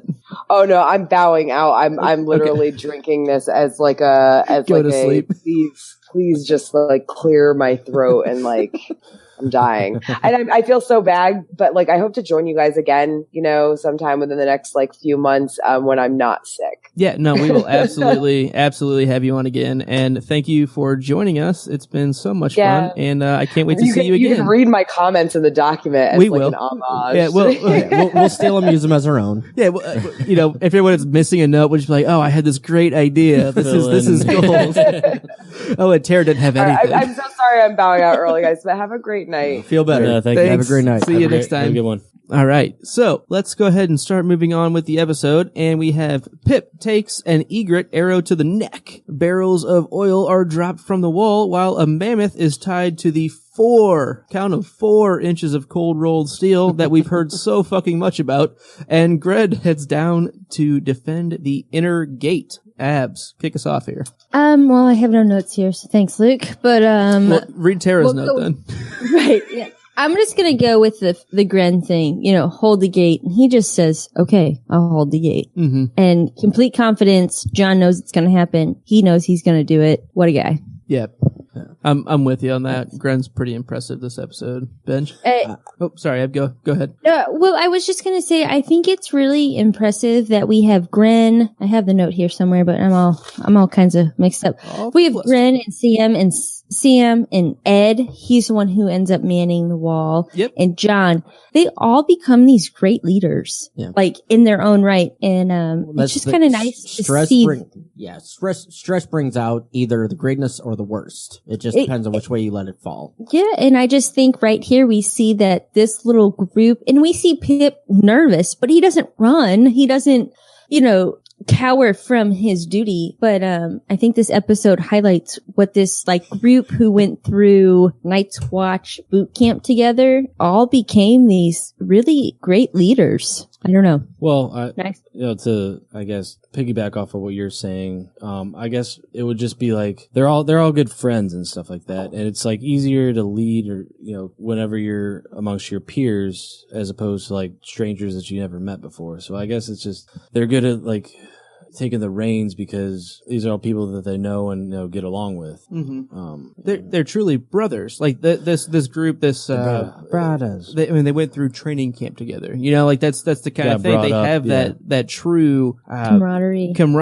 In the trenches feeling that. And we've seen John kind of take a leadership role with that group, and they also did to bring him back, right? So, the fact that they're the ones putting each other up to it, I think is a big part of why it plays so well, why it's so easy for them to buy in, because it's John asking Gren to do it. It's John asking Ed to do it. It's Sam asking Pip, we gotta keep moving forward. We can't slouch. And, it's that camaraderie, I think, is really what breeds such greatness in these guys. Exactly. So I have 2 notes. One kind of goes along with what Glenn's going to say, so I'm going to go with my first note though. But wouldn't it have made sense to turn the oil on fire? Light the oil on fire the first time you drop the barrel. That's kind of what it's meant for. You drop the oil. You're not just dropping oil just to drop fucking oil. You're dropping oil to fucking burn these motherfuckers. How about you light it on fire? That just bothered me. That barrel's not going to knock out even that giant. Well, it's supposed to be frozen water and gravel, so. Ah, well, okay. Even worse. Because it was spilling oil as it fell. Light it on fire. Right. So when it's frozen gravel and water, which Abby is from the books, but basically they're counting on it hitting the wall. All the wind is always going to push towards that wall. You're not going to get much sunshine away from it. So it hits that and becomes giant shrapnel everywhere, basically. And I agree, the oil set it on fire. I agree. Like dropping a penny off the Empire State Building or whatever. You're never going to kill someone because it's going to lose momentum as it goes. Yeah. So, in this, we see Pip actually kill someone. Earlier, Pip was just, shooting and obviously not hitting it. We don't see it, but obviously not hitting anybody or killing them. He finally, kills somebody, and you can just see him gain all kinds of confidence. And, I killed one. Oh, cool, yeah, that was awesome. And then, as this George R. R. Martin goes, it just builds you up just to bring you right back the fuck down. And just, then he gets the arrow to the neck, and then that's all she wrote. Baby. But no, my other point, though, because Pip was, so proud of himself. See, I got one. And Sam's like, are they all dead? No. Well, then keep fucking shooting. Keep shooting. I really, again, I've been in this portion of the book trying to keep close to where we're at. Yeah. And I like the giants and mammoth going after the gate a little bit better than the turtle in the books. Okay. Yeah. It's just a little more personal, I think, because you have these 2 giants. You have this mammoth that you're almost rooting for them for a minute, right? I mean, we don't want them to take the wall down, but we also... The mammoths? Like the mammoth. The mammoth's cute. That like, mammoth's come fucking on, cuddly. Snuffleupagus. Snuffleupagus. Snuffleupagus, yeah, that's what we joked of. Snuffleupagus was the mammoth, and And Big Bird was the owl. The owl at the beginning was Big Bird. I got kind of caught up on two different facets of this episode. One was the mammoth and looking through what time period they lived in, because I still feel like there should be a time period that we're talking about. We should know what the crude implements. I get it's a fictional world. I don't know why. But they were extinct 4,000 years ago. So apparently this takes place 4,000 years ago. But the giants have only been not. gone for 3,000. Right. So whatever. It doesn't really flow. That's fine. The other point that I got stuck up on was mammoths are coming back. Hey, they are trying. I'm not kidding, Glenn. I really did get like words. stuck up on this. They are genetically trying to bring mammoths back into the world. Wasn't that part of yes. the International Mammoth Committee thing that you were was, talking? yeah. That was like the big thing that they Possibly. were Because talking. they found like a frozen one or whatever, and they're like, Yeah. well, we can We're gonna just harvest They're- the DNA. And yeah. It's a real thing. So yes, I got stuck up on the Pecky, mammoths. pecky I birds. also got stuck up on knock, draw, loose. I'll get to that later. But there were two things, and yeah. So the mammoths were one of them. Yeah, Fucking that is the other thing about the knock. You kind of brought that up, Luke, the knock, draw, loose thing with Thorn. He was like, knock, draw, or just knock, hold. When I say hold, does that mean fucking loose? No, it means fucking hold until I tell you. when I say hold, does that mean drop a fucking barrel of oil? So No. apparently, this all comes from a man named Roger Ascham in 1545. He's the first English author of a book called Taxiphilius on archery. Are you about to talk about the Battle of Agincourt right now? No, Battle of all I'm saying, Hastings. he writes a book about the longbow. It's the first book in English written on any type of arrows. And he has 5 steps. And it's standing, knocking, drawing, holding, loosing. And I just was really fascinated. Like, would they really do this in a battle? Like, you're not just gonna like shoot, you're gonna wait for a command. A volley is And- a lot more dangerous than single arrows coming in. Yes. Yes. But I also found out in my little bit of research No that expert. in a volley, and I was looking for it through the whole show. This is the only reason I put it up. I was looking, the first sets of the command loose, your downpour of arrows is going to be in a V. Yep, because that's the way the Because sound of goes the out. sound wave. And then the tip of the V is going to be at the commander who gave the order. So I just thought it was interesting. Anyways, go back to mammoths and knock, draw, loose. Sorry. Mammoths are important. Mammoths matter. Mammoth Okay. lives matter. Yes, they do. So yeah, mammoths. What do we got? Well, they hook them up, right? They start hooking the mammoth They up hook. here. They hook the well, not hook the mammoths up like on a date or anything like that. But They hook 'em up. You know, they get a chain to the mammoth. you don't Once have the mammoths to be succeed lonely at mammothsonly.com. Mammoths only. Are you a mammoth? Are you lonely? Are you lonely? We found other mammoths. They're looking for you. Are your giants just not riding you right anymore? God, I'm the only Bubba mammoth. says that this is the flying V. Yes. Sorry, Yeah. I just found this hilarious. Little Mighty Ducks. Mighty Ducks reference. Charlie. Yeah, I think so. Goldberg's a liability. Knuckle puck. And in rehab. we just got Goldberg at go all. back earlier this season. We discussed Goldberg's troubles. Any other final thoughts on this? What Tara had, P.S. Where did all of these Night's Watch members come from? Because they should pretty much all be dead. Yeah. Between this scene and the next. Yeah, I guess that's true because like Did they say they had like 165? No, 103 or 105. And now they're- 165 miles Yeah. to Marine. That was the Yes. number that I got caught up on. Yeah, no, that was still 163. 163. It was 103, and now they're 105. Then they were down to 103 since the 2 in Mole's Down. Yeah, and we've seen several be killed just in the courtyard Right. alone. I mean, it's Yeah, What's and left? on the wall got the yeah. got the flying V on that motherfucker. But now Pip's watch has ended. So cheers to Pip. That was a Abby. Cheers. Very, very touching scene. I Yeah. think with Sam and Pip, and he's basically shushing him, and he says Maester Aemon's on his way. It's gonna be all right. It's just one of those we haven't seen a whole lot from Pip in a while. It's Yeah. one of those kind of forgotten secondary characters, but has always been there. And I don't think it makes you feel any less for him. I think he's a pretty interesting character. We don't know Gren's backstory. We don't know why he got sent, but we know why Pip got sent. And Pip's the one that you feel kind of the worst for. Stole a wheel of cheese. Stole a wheel of cheese, and well, actually, book-wise, wasn't he the one that got accused of raping the daughter of some high lord? Kind of same character, but yeah, stole a wheel of cheese just to feed himself and his family, and ends up getting stuck to the wall. It's like, I can't fight. I'm not shit. Yeah, I think he's the one that the guy or whoever caught him wanted him to touch his cock or something like that. And, he's like, no. It's like, okay, well, here are the options. Going to the wall. Going to the wall, biatch. Yeah, so it's kind of one of those that he's one of the more sympathetic Night's Watchmen that we have, because he's just in a fucked up situation. He's not a fighter, and takes an arrow right through the neck. He might walk that off. Apparently, us guys are all quiet. So thank you for letting us know, Yes. Bernie. Screw you, everyone else in the chat, for not telling us until now. God damn. See, it says we're loud. It says we're loud. Maybe Abby's just really, really projecting through the interwebs. My voice quality is fantastic. She is the best of us. Well, you have been muting me at least for Gotcha. I should just mute the everyone Dave else Matthews again. band. How do we sound now, Bernie? Yeah, hopefully a little bit better. And actually, we love everybody else too. Yes, thank you all. I love you. Forever. All right, so let's go ahead and move along like the All-American Rejects. And we are going to talk about Tormund and Thorn going mono-e-mono. Pip's watch has ended, which I think my note, maybe it was on the wrong one. Sorry. Sam kills a guy and convinces Ollie to raise the gate and fight the wildlings. I'll take this one first. You see that? Sam, take this first. Yeah. Oh, just because you kind of stole my note. You see Wow. that? Did everybody see that? Sam killed a guy with a trident. He killed a fucking Finn. I saw that. I've been meaning to talk to you about that. You might want to lay low for a while. Anchorman.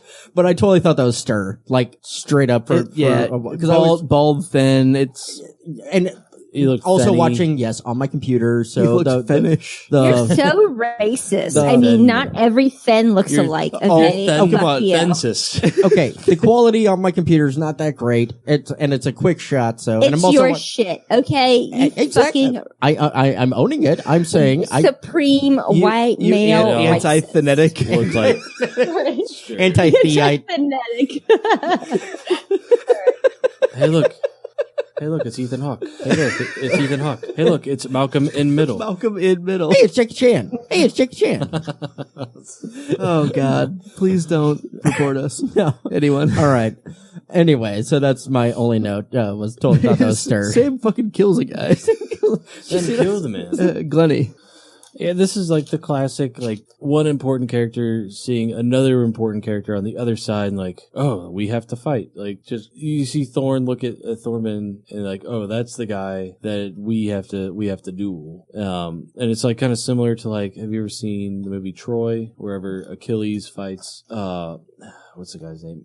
It's Eric Bana's Paris? No, that's Hector. Hector. Yeah. Or actually, it's not even Achilles. It's his nephew that looks like him. But they end up fighting, and then everyone just kind of stops just to watch the fight. Oh my God! Yeah, we've seen that a little bit in these shows as well. But that's kind of like a classic. Oh, two There's heavyweights. The two heavyweights coming into it. They have to meet. Yeah. Really quick, actually, Bubba brings up a good point in the chat here. Was it Cyanide O'Connor or Sinead O'Connor, Undertaker Then? That could have been who Sam took out there. The Warg. The Warg. I thought about that whenever I saw your note. Crash test dummy. It's hard to tell. Yeah, crash test dummy. It's hard to tell. I feel like if it was, they would have dwelt on it more to sell that, hey, you saw him earlier. Yeah. I'm not saying that's not, but I feel like I think he looks more like Stir than the crash Warg. test, Crash Cyanide, test. Sinead O'Connor Sinead dummy, O'Connor. Undertaker dummy. I don't know, whatever. But that was just an awesome, just point blank. Just he finally got the arrow in and dink, and then he gone. But I guess my other note on this one is Sam tells Allie to find a weapon to fight, so you can just blame Sam if anything goes wrong. Yeah, can't wait for that to be the pin has been pulled from the Ollie hand grenade. Abby, thoughts here? It's, Thorn fights a good fight. And my other thought is, Sam kills a Thin? Cool. Well, the Thens were like, they saw Sam earlier and they're like, we want that one. Yeah, probably. You're right. They're Juicy the smoke. cannibal He's is like the biggest. Yeah. A lot of food. Lot of fat to add some lot of flavor. It was like killing the biggest mammoth, so we'll be able to, or We can resurrect it later. harpooning the All biggest that whale. marbling is going to just really enhance our dinner, Yeah, that's well marbled. We'll feed the Thens for ages.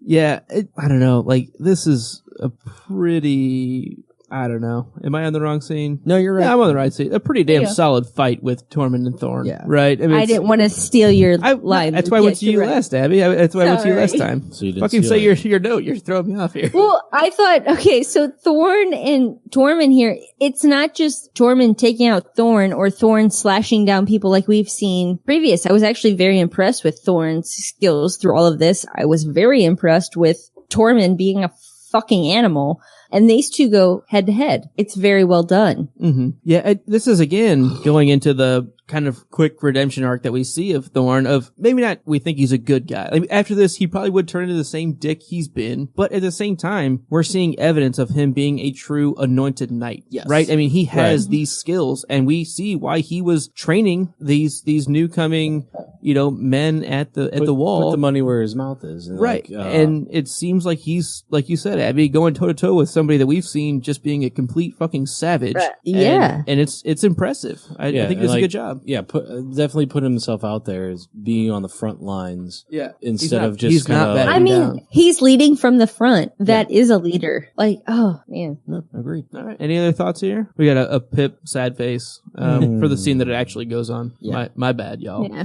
But yeah, again, and now Pip's watch has ended. Well, it was, Poor Pip. they were right. Now. So he got shot last scene, right? No. This is the one where he actually dies. I think it's separated out. It is separated out because I was like, wait, I've already written about this. Oh, Yeah. shit. Hold on, It's- wait. it's Let me sep- read At any about rate, this. at any rate, You doubled up on his the watch has ended. And now Pip be gone. Yep. Pip So- is gone. Let's talk about the next scene, which is Gren and men say their vows at the inner gate. John enters the fight in the courtyard and summons Ghost. I'm going to lead this one off with Gren VP. Fucking MVP of the episode, in my No, opinion. you Did I jump one? You jumped. See, now I We're on scrolled down M. too far. We're on Sorry. M. Wow. So we'll talk about that in a minute. I was gonna And say. before that, we're talking about barrels of flaming oil crashing into the outer gate attackers. Barrels explodes atop the wall. A giant begins lifting the gate. Ed takes command of the wall. I'm not going to leave this one off the bench. So, see, that might have helped from the start, lighting them on fire. And having Ed in command should have been from the beginning. It's almost like you saw this episode before, and we're bitching about the flaming oil before you knew it was No, gonna be a I thing. bitched about it first time I saw would you this. set it on fire before it started falling, though? I don't understand that. You I'm set not, the I'm fuse. not questioning you. No, Set But, a, set a fuse. You on set the it. fuse, so The when it fuse. explodes, when it blows up, all the oil lights up. but couldn't the fall of 700 or however many goddamn feet put it out? It could, but guess It's what? down It's there. not going to accidentally ignite on the way down. Yeah, exactly. It's kind of Yeah, okay. his point. Like, And then melt at least the wall. give it the. Oh, and there goes the wall. Yeah. No, this was Oh, The wall's on fire. No, Oh no, that's there's a that's big kind hole of a in joke. it. Yeah, This I don't is think that's the- actually going to be Okay. an issue. this is the same Okay. issue I had when I first watched it. I saw them drop the first barrel by accident. Gren dropped that. I'm like, okay. Then they dropped like 3 more Whoops. with no lit. I'm like, what the fuck? Now I can say maybe they did that on purpose. Get the ground covered in oil, so that's the way. That's it what is. I was thinking. Like everything mean, was I can covered just- I and like it a didn't shoot wildfire. anywhere. And it, I know I can And if justify they it, but blow that load too early, yeah, it's a little less dramatic for the I know. cinematography. Just saying, it's bad. I like the pre-coat of oil. That's what they've been doing, and it's It- worked. It worked. I mean, they took a couple single Yeah, guys I mean, out. it Took some guys. took out a mammoth. Took some single guys out. And Took them out where? Out clubbing. Glenn's taking the single guys out tonight. What are 3 other things about him? Oh, I know someone who's new in town. All right, Glenn. Speaking of new in town, talk about your note. Sure, the Newman Towns. So yeah, we see the command on top of the wall just change hands. Like once again, it just seems like it went from Thorn to John to, or I guess Slint was in there somewhere. I guess. Yeah, kind of. Technically. And now you see like Ed taking the reins now because it just the things are just happening, and then like everyone's just kind of passing the the ball off to. You're not in charge. I'm in charge. You're not in charge. Fuck you. I'm in charge. See, but it's like the Well, opposite of yeah, that. It's no. like, I need to get down there. You're in charge. yeah, Yeah. it's a lot of Do you have a pretty shot strategic. of Ed here, right on top of the wall? You have 5,000. You have to. There he is. Right there. I mean, his fucking coat is on fire. Okay, like I want that shooey looking good. Like it's on fire, as in looks I mean, good, real or quick. it's actually hot on fire. AF. I know it's trendy. Trend. Maybe you should listen to the woman this time. Your coat is actually on fire. Oh, the bookshelf over there. I wonder if they have that book that I read. And I am gonna jump that bookshelf over there. So Abby's saying his coat is on fleek. Is that still a thing? Oh, It's- I don't know, I don't but know. it's good. I like his little, on know, fleek would work better because you wouldn't get confused of on shoulder. fire. On It fire. has to have Some shoulder people- pads in it. That's all I'm saying. It looks good. On fire would mean that it was actually a flame. But and if it was on fire, you would, by nature ask, is it the shoes? He's on fire. He's on fire from Coat downtown. is on The fire. nail in the coffin. Exactly. He's heating up. I think your new no actually works better on the next scene technically, but There's a classic basketball game, right? Because everyone But go knows ahead. that basketball is 2-on-2. does he start right? on this one? Okay. So yeah, he's heating up would be like what he did the last. No. Everyone knows that basketball is 2-on-2. Yeah, clearly. And Muggsy Bogues is Muggsy always Bogues. in the game. Oh, it's got to be I'm Barkley. confused. Got to get Barkley. But they're five players. NBA Jam. I would say. Oh, I I was would thinking say Barkley shut up. I know Heat you were. up. Malone and Stockton. Solid combo for sure. So the giant begins lifting the gate in this scene here, and like, why did they just try to lift the gate from the start? Like, they had two of them. Like, I don't think that Because you'd have to have one there to hold it open for everybody to come in. If you pull one off, then everybody comes in. they couldn't like bring a log. Right. It's log. It's Prop log. that It's shit big. up. It's brown. It's wood. Well, I don't It's know. log. Coulda- it's coulda, log, woulda, it's shoulda. bad, Do you think they it's knew? good. Do you think they knew what to do when they approached it? Sometimes you, Did they try It's knocking? 4 inches of cold rolled steel, folks. Folks. I mean, Your Carolina is showing, Gab. maybe Sorry, they just there's went a up game. to the wall and were like, okay, let's just try this. Did they ring Let's the just doorbell? attach them to. Yeah, did they ring the doorbell? No, they didn't. Let's attach this to the mammoths and then go that route. Maybe lifting the gate wasn't the first. They'd have figured, oh, it's locked. Just like, It's not gonna work.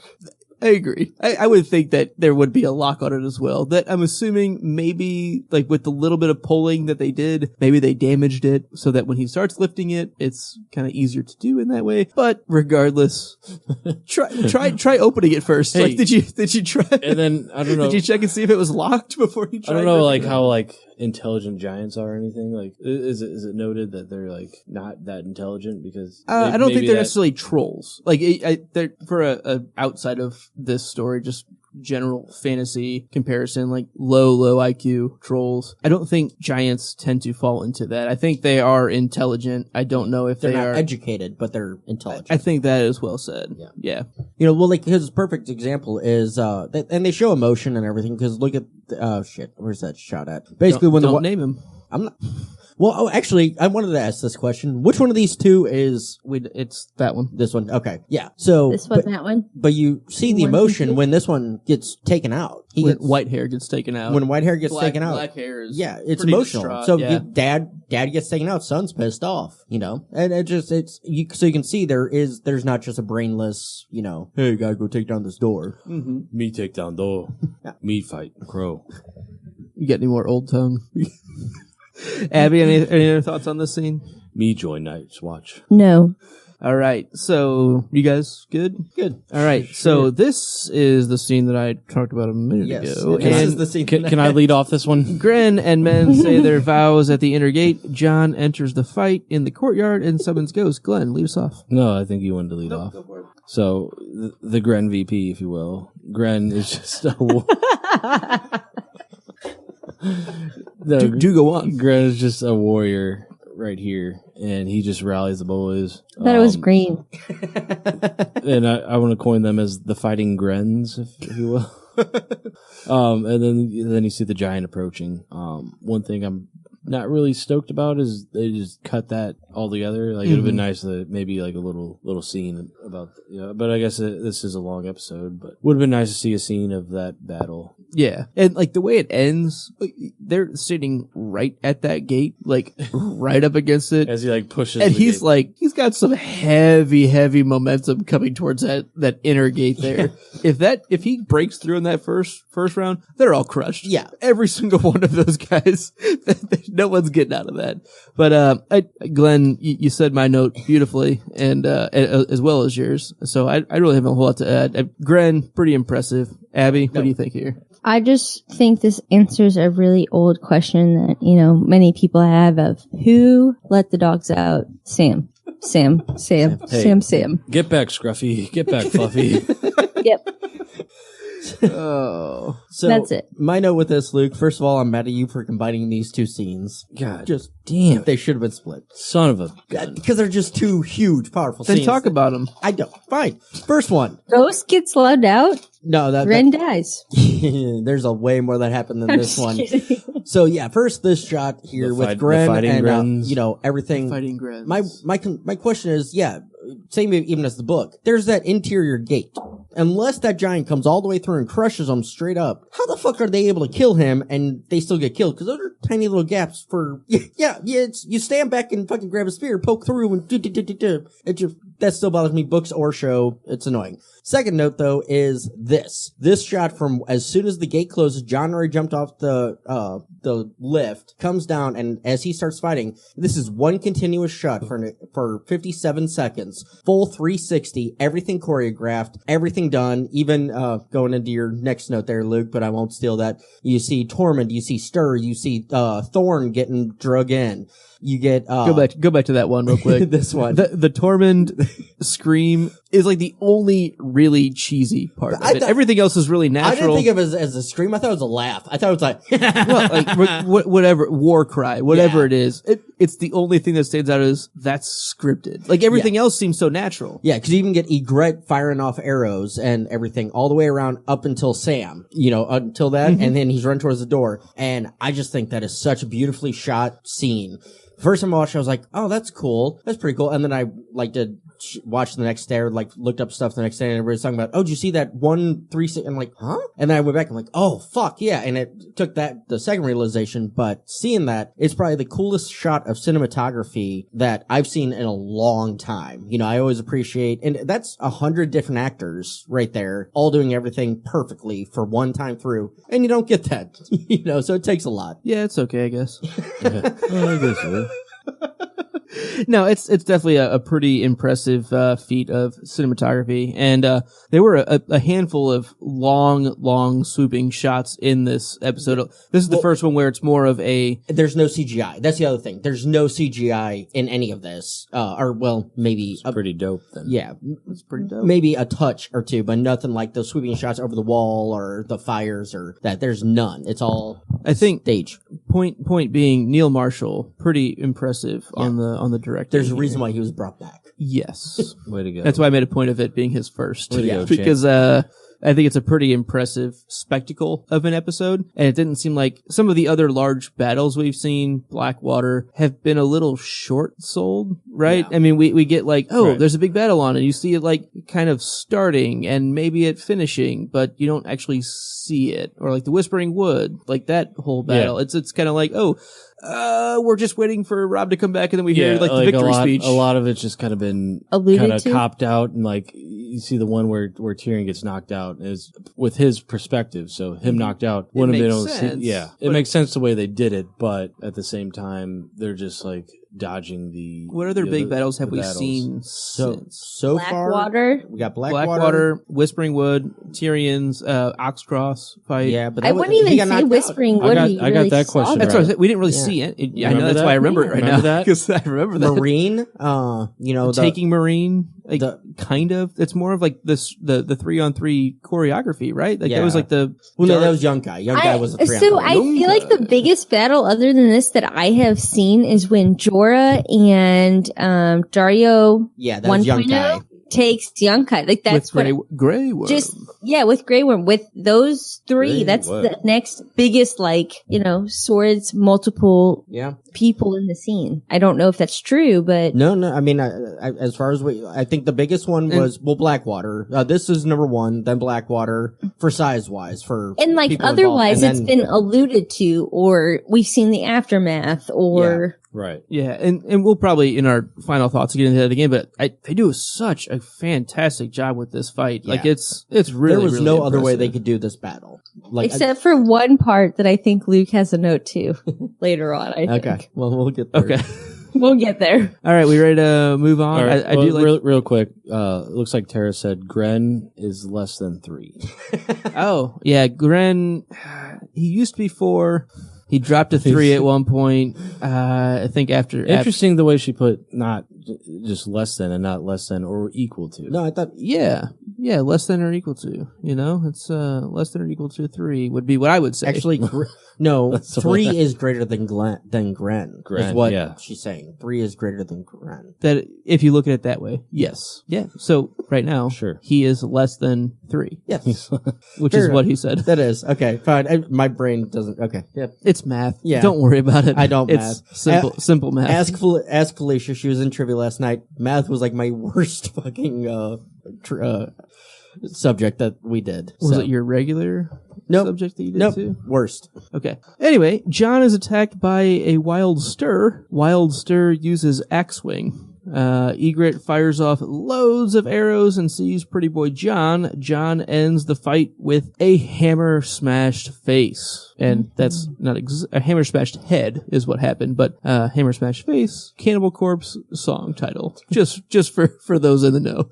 Abby, kick us off here. My only thought here was, how does one stay awake after having an anvil to the face? Yeah, that was a pretty rough blow, right? I mean, like, that is not at that anvil. yeah. If you've ever watched Gilmore Girls, they do speculate, like, where have all the anvils gone? It's kind of like, where have all the anvils gone? But anyways. Anvils gone. The anvils gone. Right. Anyways. You guys went so I just do not understand. Maybe I'm a weak-willed person. I mean, that's likely, but. Possibly, but anvil to the face, that hard of a blow, how do you even keep your eyes open, let alone stand after that? 4 syllables. Adrenaline. You take a shot like that, I mean, that's the only way. You're probably right, Benji. That's the only way you're still going. You're almost invincible for a little bit. The to pain. Adrenalines. You are probably right. But man, that blow, the shot of that blow is so like, holy how does he not lose teeth, right? I mean, Pretty Boy John, his teeth are perfect, but like, he should have lost a tooth there. Yeah. Talking from experience. He should have lost a tooth. Right, yeah. I hit a Monte Carlo once. Boots. I was way worse for the wear than that shit. I mean, an anvil is harder than a Monte Carlo. What'd you say you hit a Monte Carlo? I did. Luke threw me a pass once. I caught it and hit a Monte Carlo. Okay. True story. Hit a parking lot. I it's drive fine. a Monte Carlo. We could try it again in the street. No, whenever you Glenn, can, every time I've seen your car, I'm like, you know what? Once I smashed my face trying to catch football. I did catch it. It was a good catch. It was a great catch. Epic. She brought Dentist it in. visit. That's immediately. Mackenzie, I can't say my comment right now, so I'm just putting it out there. So, Glennie. Sure. I mean, somebody said it earlier, but Egret, very Legolas-like, firing off the arrows. I guess it's worth repeating. Yeah, just like the grab and then grab. And it was very much following along with the old bump and run. What Arya was learning from. What was his name? I can't remember his name right now. Serial Pharrell? No. I'm sorry. Brotherhood without a young Anguy. Anguy. With the you don't aim. You just don't aim. You just don't hold. shoot. How am I supposed to aim? Don't aim. That's what she was doing. She was just like, bam. Yeah. Bam. Like, it was pretty spot on. Good pretty stuff. Impressive. Also, you see John playing dirty, like your boy Carl Tanner, the fucking legend. Oh no! Just to get the upper hand. And then in the end, Stir was hammered after the fight. It was definitely hammered. It was hammered. Yeah. But yeah, basically, you see John kind of taking tips from people that he's fought, I guess, because he realized, fighting dirty like that, Carl Tanner got the upper hand against him. So you just see him, and I think it might have been the second time that he's used that, kind of in his, repertoire. Yeah. My only note was a great fight, kind of a little anticlimactic, just because of the Carl Tanner style. I didn't think about that, but that's a good catch of just, dink. Okay. And then just rest back on the post. He's like, okay, cool. I'm good. But it's just like, Stir wasn't a major character, didn't deserve a fantastic death, but quick hammer to the head.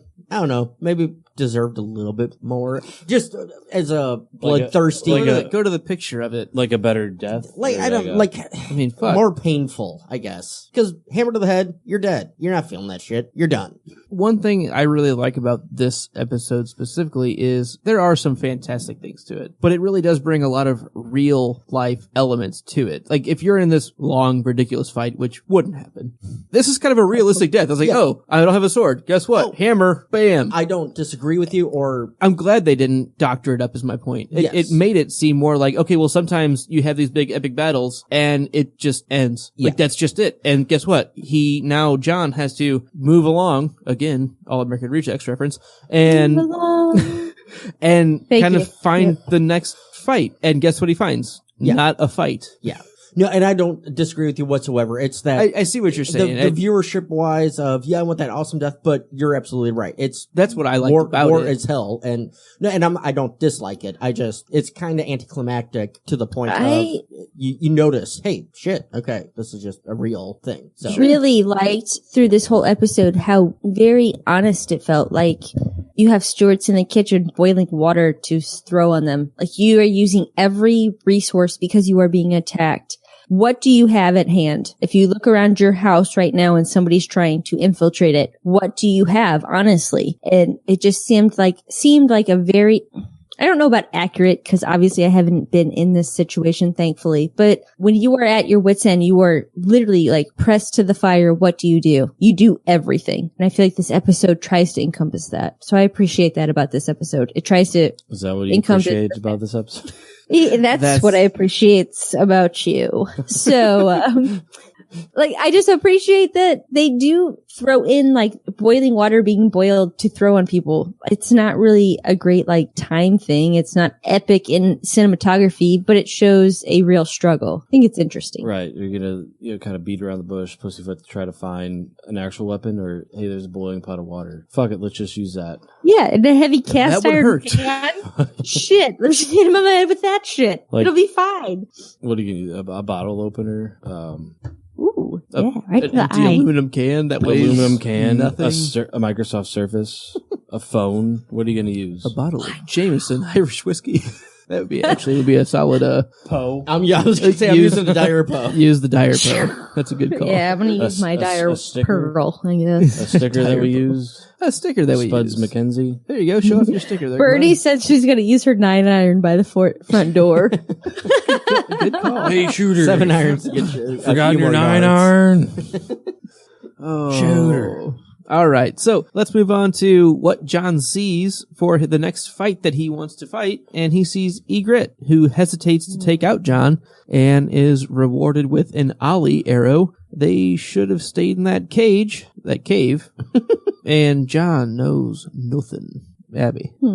This is just heartbreaking. It's like an arrow right through the chest. Shot through the heart. And you're too late. Yeah. Rough. This is the most romantic battle scene ever. That's just what I'll go with. It kind of makes me want to feel like people are trudging down my house right now, and my husband's on the other side of the war.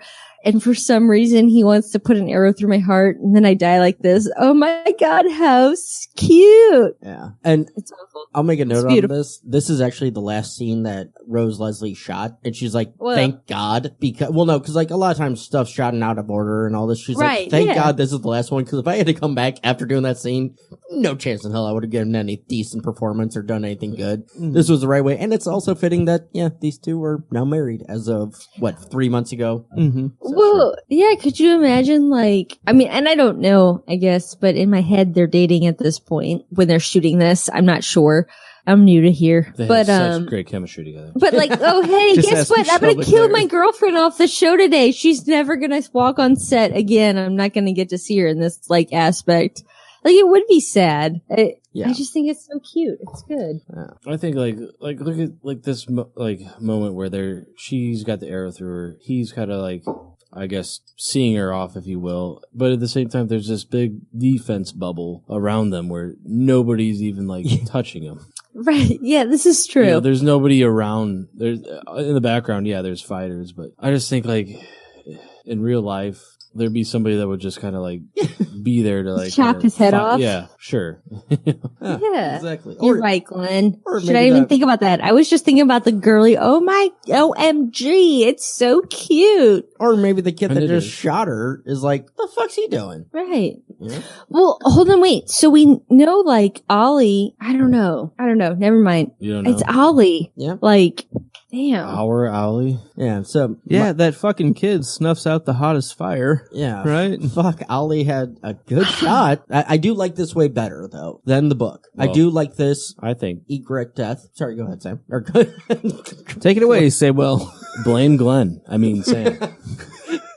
yeah, no, agreed. We can blame Sam. on Blame this one. Samada. Sam Blame told him to find a Samada. weapon, and fight. Yeah. And that's exactly what he did. And that's what it does. Yeah. And what I was saying is, I like this better than what George had actually written. We get that Hollywood goodbye. I shouldn't say like it, but it's more fitting for the show. If they had just done the way George had written it, a lot of people would have been pissed.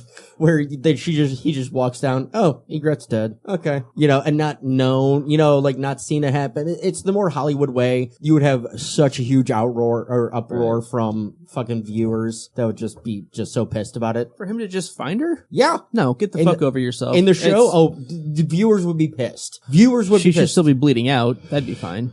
He doesn't need to see fucking Ollie shooting her. Give him the thumbs That up. is too much. I can see. That's excessive. I can see blue. He looks glorious. He looks glorious. I love gold. Oh man. All right. Any other thoughts here? Yep. Fuck Ollie. Piece of Fuck shit. Ollie. Yep. Piece of shit. But blame Sam. But blame Sam. This is true. He told him to pick up that God damn it. Fuck Ollie. I'm okay with Sam. Ice climbers get the scythe and the free folk lines break. Tormund is taken alive. Glenny, dog. You can take our bodies, but you won't take our arms. Is it a Braveheart? That's his. No, it's a. I don't know if you have a cap, but like as the scythe comes down, you see him like just take out and everybody. there's All you just see is like one the of the arm. hands left. One of the Still holding on the. Yep. There it is. You won't take our arms. Yeah. So Bench. my note: swing from the bottom of my heart. Man, Going back to more All American Rejects. Oh, Look at that. you're We're just holy on fire. shit. Just on fire with All American Rejects today. But I'd say that big ass scythe would break pretty much anyone's spirits, and that's what caused the rest of the wildlings to be like, okay, we're gonna back the fuck off for now. Abby? I'm just trying to go through that All American Reject song to actually get the words in my head right now. But anyways, I pulled that one out my ass. the swing, He's trapped by a former love. Can my you heart help is me find a way to carry on again? Yes, right. I feel like I'm, probably a junior at this Back point. in Okay. sophomore year or Well, you'd or be younger. sophomore. I'd be a junior. junior. Exactly right. Was that So, No, Abby was before that. Yeah, It I was was- gonna say, it was before that. I was. It was I like was high 7th, school. 8th grade for us. I was high school. Yeah, Yeah. I was maybe Bullshit. senior year. Trust me on this one. yeah. let's get fact checked on this shit. Okay, let's Donald Trump this shit because y'all are wrong. Well, that But song came anyways, out before Move Along. so- I'll tell you that much. Anyways, at this point in the show, what I am just superiorly December 2nd, 2002. with. So I was a freshman, just saying. High school. Bitch means you're in college. Yep. Bitch. Yep. What month? Anyway. December 2002. Dope. Yep, she was high school. I graduated. Yep. Well, that was. So, yeah, you were So- right, Ab. I mean, that was almost I'll give it that. 2003. Boom.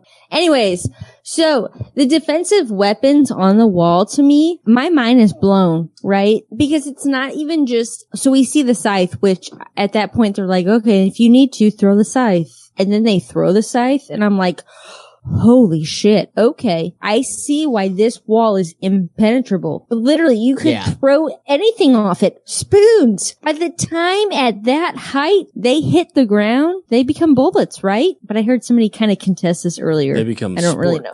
Sporks. Yeah. Now, Drop the we can't sporks. decide. yeah, now, Ab, the one thing is the wall defends itself because it's weak on It's the outer a shell giant because it's fucking always, I shouldn't say weak. It's like weaker ice. So when you're climbing up, you're hitting So you're gonna fall. You're hitting the brand new ice. So you hit that Right. thing, it's gonna fall. And but that big ass scythe, yeah, it's gonna defend it too. The which- scythe is going to hit you off. People throwing arrows over the top. Like, I see why it is such a good defense. And before I realized, like, it was so tall, how could you possibly get over it? But I feel like this episode shows me just the confidence everybody else has in the wall. Literally, you could throw a spoon off of it or a spork and it would become a bullet, right? No, and as we were talking about, because the whole That's what Empire I did. State Building I was thing, trying to catch up on the chat. Sorry. So Sorry. the whole Empire State Building thing with it is if you drop a penny off the Empire State Building, it's going to blow, the wind's going to blow it against the building, which will make it lose momentum. So it actually is not as dangerous or deadly, Lethal. as lethal as it could be. Lethal. Yes. So yes. So, yeah, that's the point we were making of. Well, if we want to talk about being a Okay. structural engineer and the wind dynamics around buildings or structures, it's fucking complicated, is the end of story of that. So there you It's go. like a Facebook relationship, y'all. It's just complicated, okay? Yeah, wind aerodynamics. It's complicated. Wind You know. Jing. Winching. Wind. Wind Jing. So I'm gonna start with Tara's note here real quick because I think it leads kind of into mine as well. But Dolorous Ed for ruler of the Seven Kingdoms, y'all. Like, he's pretty impressive right here, right? You can't argue with that, I don't think. I mean, it's pretty impressive. I think maybe someone would argue with him being, ruler of the Seven Kingdoms, but One Ed to rule them all. one Ed to find them. Ed. One Ed to rule them all, and in the darkness bind them. But Ed, kind of keeping it real here about 1,000 times more to come. And I got kind of a similar feeling to what we were talking about earlier of Rob after the Whispering Wood, right? Where he comes back and it seems like everyone's kind of, all, rejoicing and everything. And he's like, kind of puts a damper on it, being like, we haven't won fucking anything. Like, they still have my sisters. We've won the battle. We've won the haven't battle. won the war. We have a lot more to go. And I think I got a real similar feeling from old Dolores Ed. But in Dolores fairness- from Westworld reference there for you.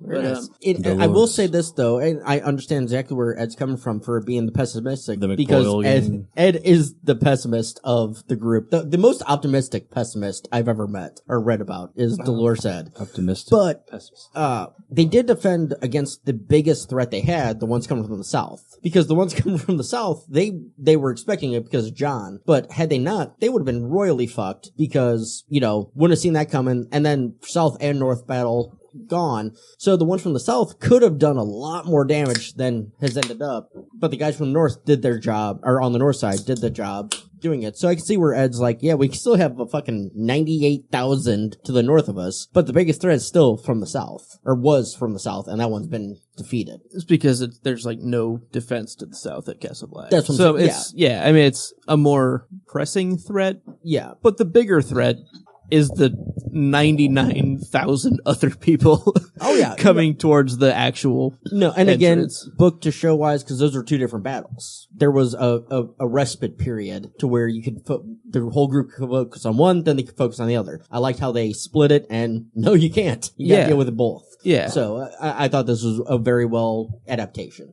Well done. Any other thoughts here? All right, let's move along.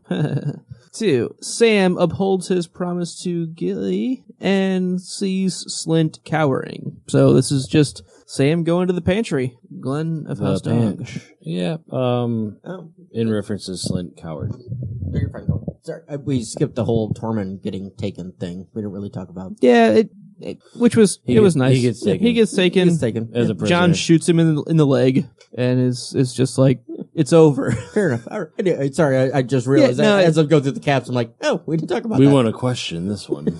Yeah. Yeah. So, Glennie, you were saying about Slint, I believe. Yeah, coward. Coward. Okay. Benj. Cute. About Slint. Ben likes Slint. Abby. Well, I'm going to go back to Benji, what he said here earlier, going back to Tormund being captured. Sorry about that. Had to make some water. If you have ever seen, Oh, Ab, I'm Brave. sorry, it's not in there. It's all right. There's a character named Mordu. Not Slint, lied. Tormund is Mount Dew here. I hope maybe some point we'll be able to pull up a Hang on. shot of why. Give me 30 seconds. But as far as Slint goes, my note is he's the worst.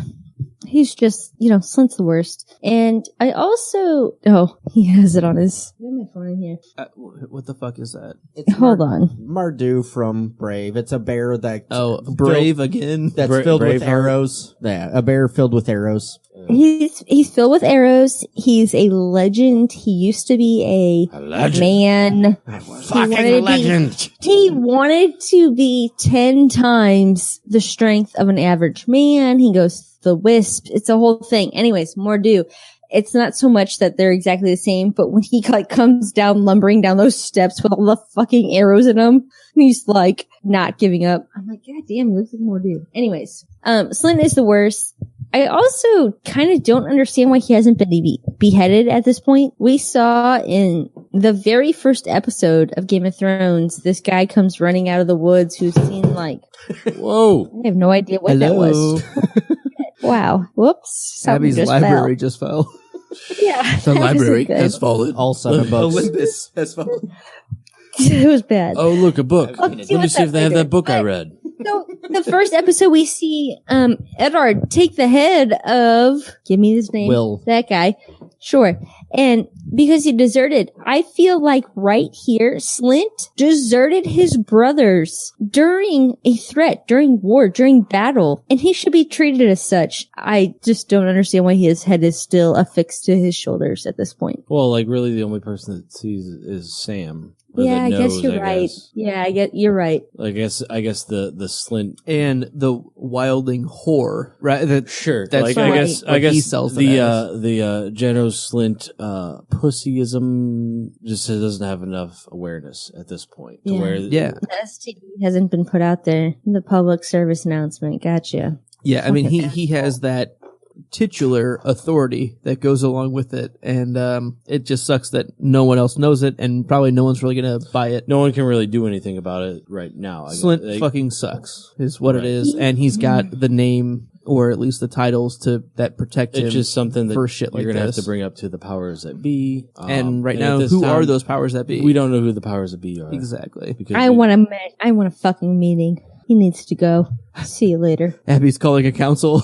we need a new power that be. Where is Yeah. the power that is? He really is the worst. Like during this whole episode, don't you just feel so angry at him? I do. God, Exactly. anger. And like, we really haven't gotten anything previously. Even when he was in King's Landing, he was just like a run of the mill, Yeah, just there. guard. Like- Like, he didn't really have anything big, or, nothing really exciting happened when he was just a regular, guy, regular guard, I guess. Regular. Working under somebody else's direction. But here we see when he gets to be his own. Yeah. Like- make his own, choose your own adventure.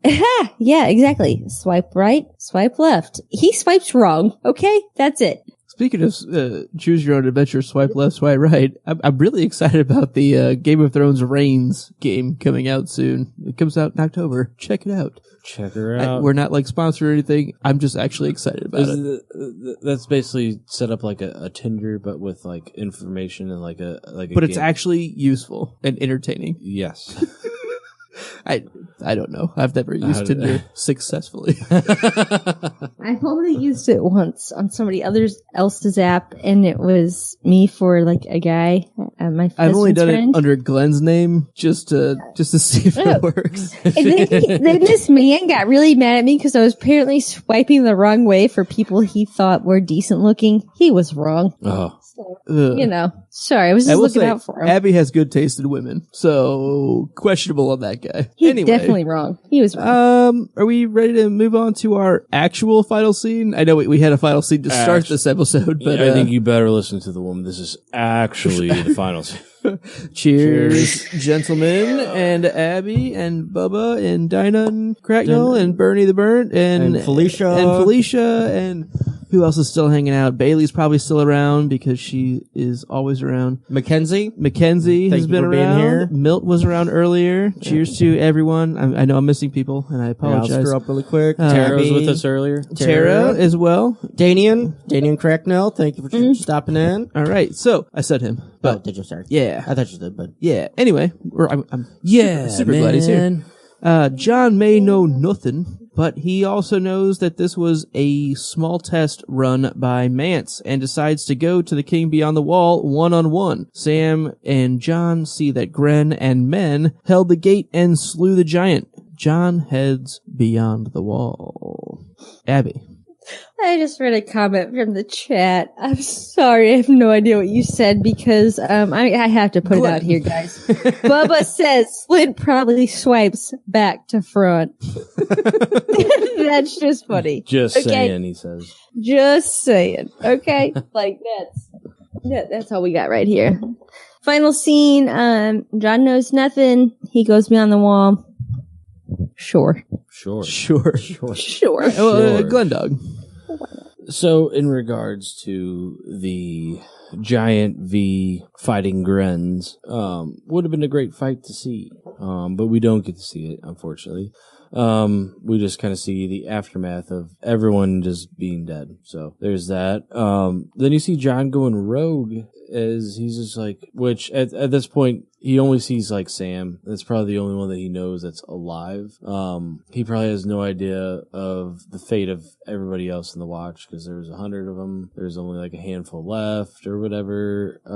But he only sees Sam and he's like, well, I'm going to go do this. I'm going to go meet one-on-one with the King Beyond the Wall, Mance. And he only tells Sam that, his intentions. So my thought is he didn't know that anybody else was still there alive, and he's gonna do him. Mm-hmm. And I think he probably believes that Thorn is dead, most likely. Yeah, he probably thinks it's kind of the only take charge guy left. Yeah, this is the last act of a desperate man. Yeah, Benj. First, going back, Bernie the Burnt, yes, you did make the joke first, and so it's yours. Abby, you gave Bubba credit. It's Bernie's. Sorry, I only scrolled up like one time, not two. But, so, Whoops. I liked, when, he's giving the whole explanation of kind of what he's doing. He's like, what's your plan? What plan do you have, Sam? Come on, I'm listening. If you got something better, I will fucking do it. But I don't think anything's gonna be better than me going north and going, up to Mance and see what I can do. So I do like him calling that out on there because it's an intriguing scene how John comes to this conclusion because as Glenn said, he thinks everybody else above him is dead, so he's like, we got nothing else, might as well, I gotta go kill him, and this is a change from Very big change because he was from books. We're not gonna go into it, big change. So but There's a big change. It was a big change. His name used to be Latrine.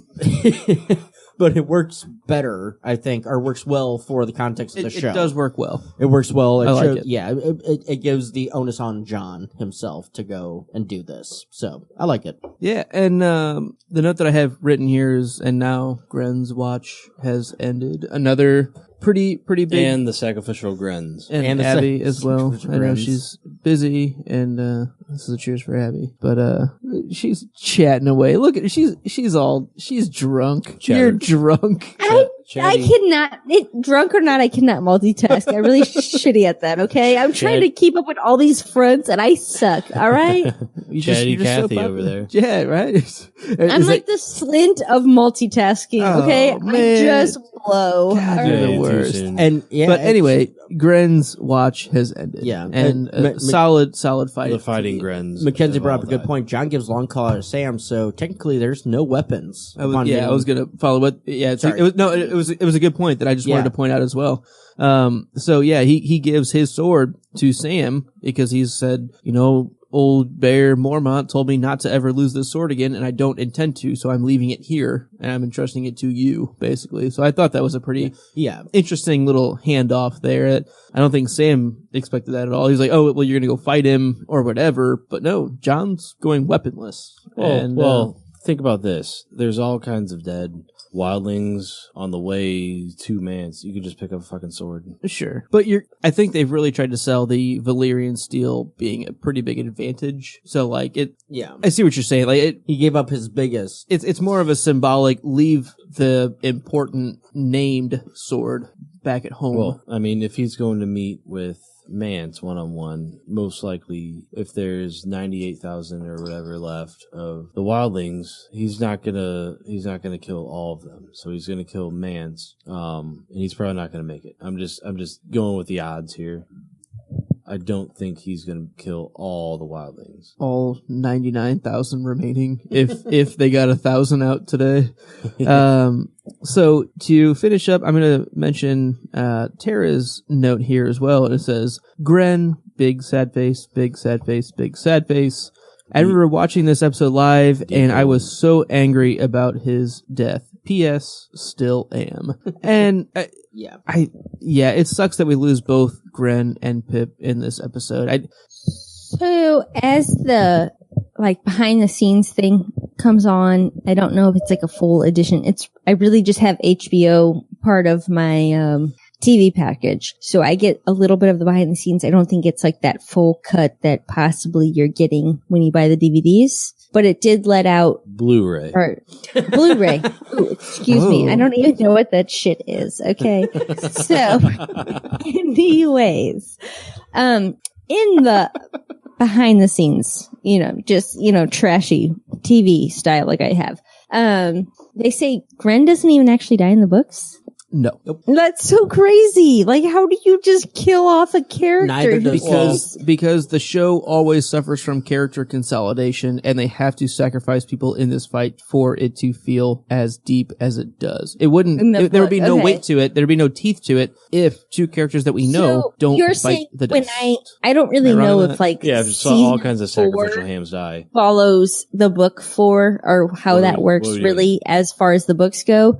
But whenever this fight happens, you're saying we're going to lose characters that I've never even met, and they're going to mean something to me like Gren means. They will. The books really are that much deeper, that there are just as well-developed characters that have been consolidated into the characters that we know, but still just mean just as much or more in some cases, because you might not care about Gren or Pep the way that you do in the show, but the characters that get developed mean more to other characters that are not really developed in the ways that we've seen. So it does make sense. All right. Absolutely. All right. Instead of trying to develop a dozen characters, you're just going to develop 3 to 5. Yeah, or something like that. And so I'm actually, with that said, I'm glad they took Pip out the way they did instead of letting him consolidate into another storyline that would build later on with Sam, if you know what I'm talking about. Because Pip was the singer. They turned Pip into the singer. You see, so that's... And I know, Abby, I'm talking out of turn here because you don't understand what I'm talking about. It's fine. I'm listening to the fucking chat. You know I ignore you in that shit. But I'm saying I like that they took him out here, give him a proud death kind of thing, apart from what they could have turned him into. All right, so there is a great question here in the chat that I want Abby to just answer directly. I think she probably sees it, but Bernie, what is it? Bernie the Burnt says, Abby, are you going to read the books or listen when you are caught up? So go ahead and tell them where you're at. I have been allowed to read the first A Song of Ice and Fire, A Game of Thrones. I think that was after season 3 that I allowed that. I believe last week Luke has finally given me the okay, if you want to read the second one, Did I? Yeah. Clash of I Kings. don't remember doing that. Yes. I'm okay with it. I think you were really drunk, so I figured I'd revisit it after I finished. Yeah, no, just always ask me when I'm drunk. It's fine. Yeah, read them. Read Harry Potter too. Read The Winds of Winter if you can. It's fine. Because you can. So, yes, I will be reading them. I will be reading them all. I have finished the first A Game of Thrones. And the biggest takeaway I have from that book is some character physical description and what that means leading into other things. We have some violet eyes that aren't talked about. We have some just different things. There's a lot of things. But yes, I have started reading, and as soon as I get the undrunken go ahead, I will start with A Clash of Kings. Go for it. Go ahead. I think you're safe. I'm giving you. I think you're safe. Yeah. Although You're fine. Although he's drunk. Exactly. No, Every time I let's ask, work I'll on be like, it. look, I have This is for proof. Bubba. This is for Bubba. This is for Bubba. Bubba. Fuck. Are we all? Or- I guess. Bubba bubbling. Take your shot. Bubba bubbling. Ooh, monkey. Anybody get it? Yeah, I know, bubbling over. I get it. You got it. That's right. motherfucker. OLP. But yes, Damn it. we really haven't talked about a whole ton J-Mo on, normally doesn't. on the show, but we are planning on potentially doing the book series after we finish the show all the way through season 8. The fall of the release date of season 8 somewhat plays a part in what our future scheduling is going to be like. For all we've been planning for, we've started this weekly to get done before season 8, which we've assumed would be in April. Yeah. We may have a couple buffer weeks or months that we might not start the book series then. We might do a couple special topic things just for fun. Yeah. And then do season 8 and then do full books. And the mentality that I've had for Abby is she's going to be a second time reader. Going through those books, it's going to be so hard for a first time reader. Because there's so much to connect forward to that I really think if it's really her second time reading through and we can make really far reaching, hey, you remember when you read this? That's where this all connects. I think that's going to be a more interesting And discussion. we're not worried about spoilers. Exactly. Or worried Right, and she's already going to about- have seen the show, so it's like, Right.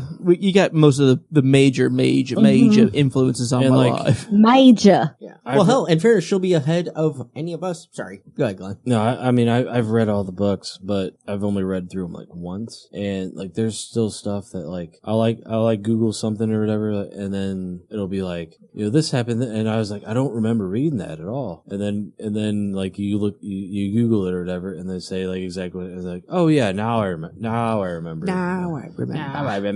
Yeah, so that is our moving forward plan.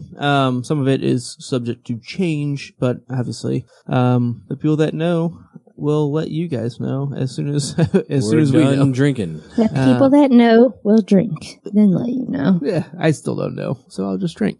But episode title accuracy: The Watchers on the Wall. Sure, yeah, that fits. Yeah, I mean, yeah. I'm fine with it. It ships. I like it, but it's not the vows. It's wrong. Aww. It's the Watchers on the Walls. It's the walls. Walls, multiples. Multiple Wall. walls, which leads to questions, which is why I always note it. Wall with the wall. Yeah. The bang to bang, diggy diggy diggy said the boogie. Set up, jump the I boogie. was trying to make it fit for maybe a one walls, a bang, diggy, diggy, diggy. a 1-1 joke, but that doesn't quite fit. So, episode description accuracy. Jon Snow and the rest of the Night's Watch face the biggest challenge to the wall yet. In the show, 50 fine. In the history, who knows? I'm going to put it that way. Yeah. Yeah, I guess they're just going off of what's happened in the show as far as like Castleback that we know. We have no recollection of history. See, I'm going to be the kind of dick here. Would it be a bigger issue to deal with the wildlings or the lack of horrors in Molestown? Hey, Abby, what do you think about the episode description? I mean, as far as Oh, I'm we concerned, got- it is the biggest challenge We got a they've challenge on our actually hands, boys. had yet. So, check mark for me. Makes sense for the show. There's only it works. Cannot confirm. there's only 3 horrors. There's like It doesn't give anything away. Tells you The exactly odds what are against episode us. we're on. Good. All right. So let's get into least favorite things. Benj. Least favorite thing is actually no Mance. No, debatable because there's that fire, and he was probably around there. It could have been. That Mance is on fire. So Mance the reason I set say it that on is fire. because book-wise, yeah, he was cut out of the story because we never had a wildling perspective or anything, so we never saw what Mance was actually doing. I was hoping for the show-wise, hey, we might get to see Mance's general attributes being put to perspective or put in use. General attributes. General attributes. Yeah, that's actually what I meant. Like his attributes as a general. I'm calling him general attributes. There we go. Reporting for duty. Yeah. I was kind of hoping we could see that, from his perspective of saying, hey, send those guys, do this, and we don't. I mean, it's very semantic because there's nothing about this episode that I can dislike. I love this episode. So I had to find something for this. Just kind of like the No Mance, I wish we could have seen him. The general is like barking orders. Yeah, something along those lines. See what he's doing And that really would have been end. a pretty interesting dichotomy from what we see with the Night's Watch, where they're literally, as Glenn pointed out, handing the reins over and over again at different areas, Because right? Or if he's just like looking at the wall, and here's the thing, Blackwater, we these saw fuckers are fucked. Yeah. And Blackwater, we saw that. We saw the flip from King's Landing to Stannis to back to King's Landing to Stannis. I was kind of hoping with this one, because, even in Blackwater, we got that in the books. This one, I was kind of hoping they might have used their own imagination and built a small storyline to have Mance be proud of what he accomplished. Yeah, definitely. Or at least like looking at the fire like, yep, that was me. I built that motherfucker. Glenny, least favorite thing? So we don't see the big fight between Giants v fighting Grens. Like, it would have been nice to see like a little battle, because all we see is the giant running towards. Are they going to crush him with the gate, or what's happening here? And then the aftermath, we just see everyone dead.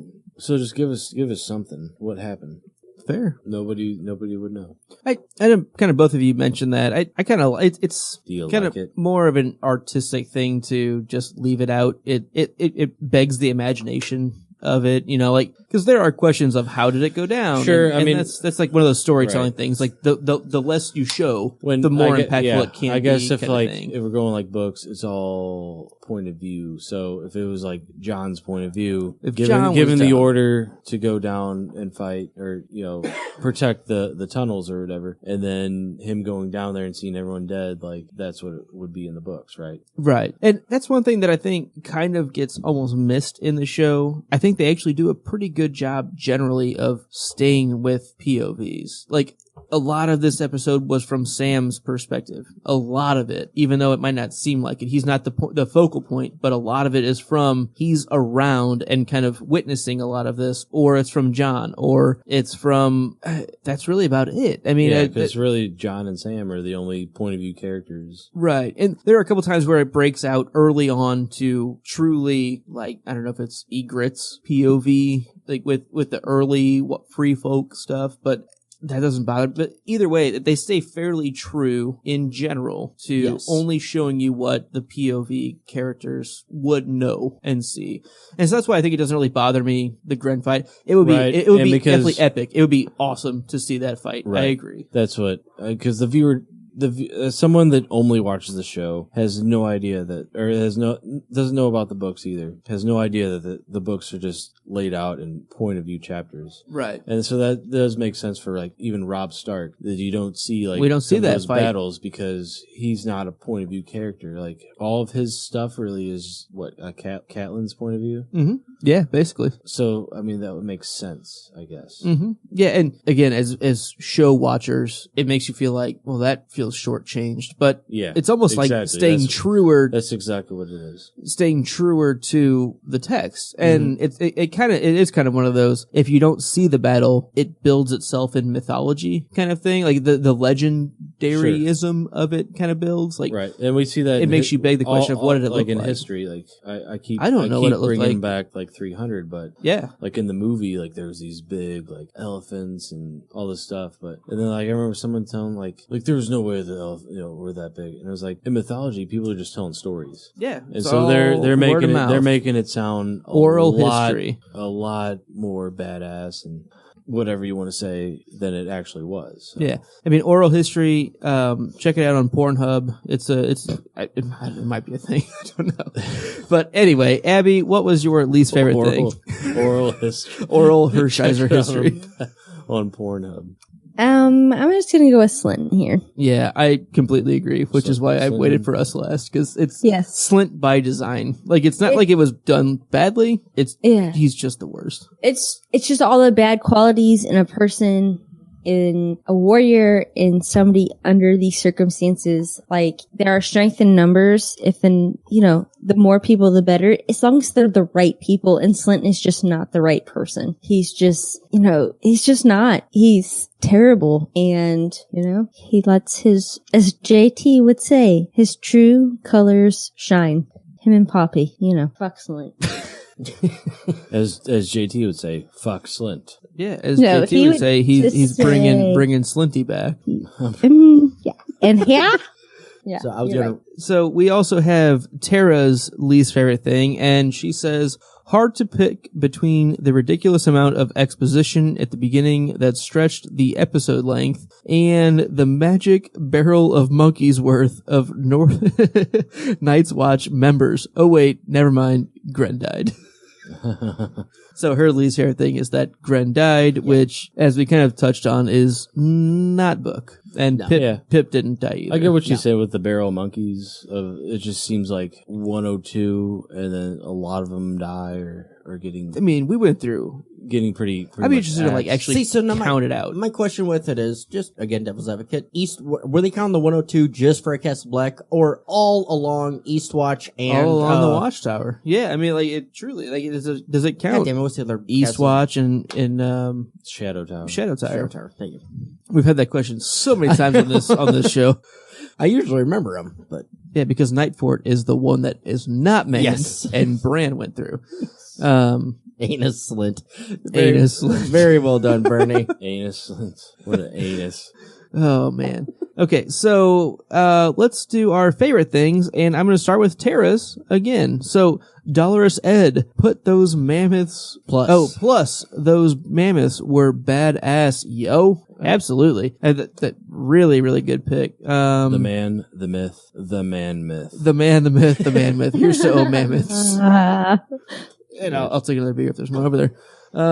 Abby, favorite thing? I'm gonna pick John and Egret. Just the whole way it's done. I think it's such good chemistry. Little ditty about Just John and really Egret. good chemistry. Thanks, Michelle McLaren. As we see John finally sees Ygritte, as Ygritte sees John, there's this look on his face. I'm sorry, I'm trying so hard to pick something else because I am a female and I am, trying to be cool and whatever. But the way John looks at her, he kind of turns, he sees her, he recognizes her, and the smile that just spreads across his face is how I feel like every woman wishes somebody would look at her. Like, she's here, and it's just so romantic and Abby, so I look at her sweet. that way every time she's on screen. That, I do know that's you, but I'm talking about personally, being in love with somebody, that type of affection. And as they go, do you remember that cave? And he says, yes, we should have stayed there. It's just both of their acknowledgement of the love we had is real. Yeah, And in the cave, it was real. in the midst of battle. Yeah.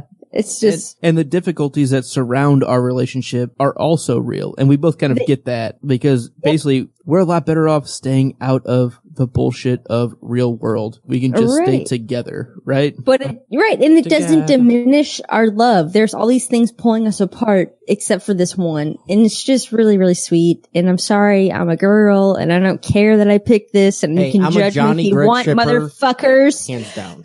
But this is just the sweetest, most beautiful thing I've seen ever.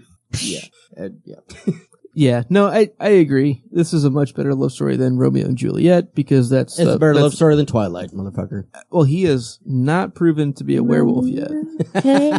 He might sparkle, but we'll see. My favorite thing this episode was Gren. I felt like whenever John gives him the command to take to hold the gate, and he says, I will. And then John says, Gren, hold the fucking gate. And he doubles down saying, I'll hold the gate. And he takes Hill and Cooper and the three other blokes. Hank You Hill. three. And then he does. And then they're Their faith is shaken. Their shields are splintered. And Stargate. A Red Dave.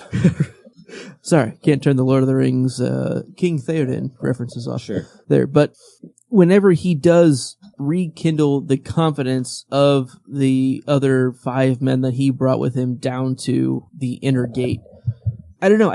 Gren VP is how I feel about it. He really steps up. He knows that he's probably going down there to sacrifice himself. I think when he completely agrees to go down there and reaffirms to John that I'll hold the gate, he knows that I'm going down swinging. Yeah. And, right. And it's just impressive. I really saw like that it. look in his eye and like the confidence and like the swagger, if you will.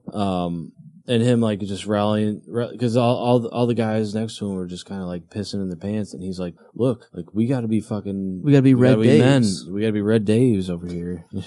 And he just had that swagger about him. Yeah, absolutely. And yes, for the chat, and Abby might not know this, but she does know that Gren doesn't die in this battle. The character that plays this role is one of my favorites, and his name is Donald Noy. I'll give him a shout out. And he doesn't show up in the show, but it's one of those characters that Abby was asking about earlier. There are characters that we don't know about from the show that we feel just as much about, and Donald Noy is one of those characters that he does this. So this scene actually happens, and we actually don't see it just the same, but somebody else. It has the same kind of emotional credibility to it, and I think it plays well for where the show has kind of put itself for the characters that it had at hand for the same emotional weight. Because of the consolidation where we need to have the emotional effect, but someone that we can't just like have all these characters. We can't have only sacrificial hams holding the inner gate.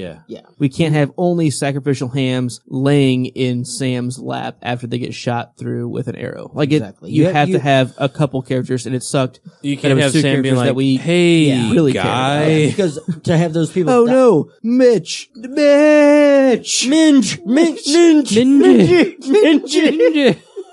All right, Benj, what was your favorite thing here? My favorite thing is, as I talked about, the technical shot of the 360 minute, as I call it, from hitting the ground on the lift, John jumping out and battling around, full 360 shot, one shot taken and done. And as Mackenzie, I believe, pointed out, this was actually the first or second time through. They did it like 7 or 8 times, but they'd used the first or second time actually doing it for the show. So that just shows the attitude of the actors, the attitude of everybody of, we're gonna do this, we're gonna do it fucking right, and we're gonna get it done. So it only took 1 or 2 times, really, for them to get it done and get it done right. And I love that scene. And again, those long, drawn-out shots. And also it shows you how well they constructed Castle Black. That's a full 360 fucking set. It's not a sound stage. It's in the middle of fucking Northern Ireland. Just against a fucking hill is where this, stage is at. I'm pretty sure. I could be wrong. It might be Iceland for Castle Black, but I'm pretty sure Castle Black's in Northern Ireland. So, but it's against the hill and just built up, and it's just so well done. I love the shot. They built an even bigger set for this battle. Yes. Specifically for this. But they built off of what they had already built. Already had. They just expanded. Also, something, again, that they mentioned in the commentary, that they, for some of the huge wall scenes, had to use the largest green screen in Europe which is not surprising. Yeah. Like, it's just... No, just for scale wise, like I'm surprised they didn't make their own. But yeah, but even the Tormund, cheesy laugh that you called out, I loved it. I love that. It's not the worst thing ever. No, it's his Wario. It's his No, it's the Tormund Wario. Wario, I'm gonna win. I'm gonna win. Right. But I think I must have been gone for that. Luke was right. No, that was terrible. Oh no, Abby, this shot right here. Hang on, I'm getting there. Where is it at? Where's Garbage day. There, right there. It's just he's just like it's just a little much. It was a little much, but it's still just great. Just so well done. Oh yeah. So that's my favorite thing of this episode. Glenny, dog, Mr. Motherfucking Dog. So for people in chat, I'm just gonna Never mind. Go ahead. So, what about the people in the chat? Nope. Just They're sexy. You like them. I love you. I just got to know you. We're on our first date, but we'll get to know each other later. Anywho. And apparently you're John F. Kennedy. Apparently you're just Sure. Anyway, my favorite thing about the ep is, and like we've talked about, like the point of views and maybe, but there's a lot of action, a lot of battle, a lot of action, a lot of blood, guts, gore. We don't usually in battle scenes, we haven't seen that, and I think we kind of alluded to the point of views of other characters, not seeing that, and they're kind of the showrunners are just like kind of staying true to that.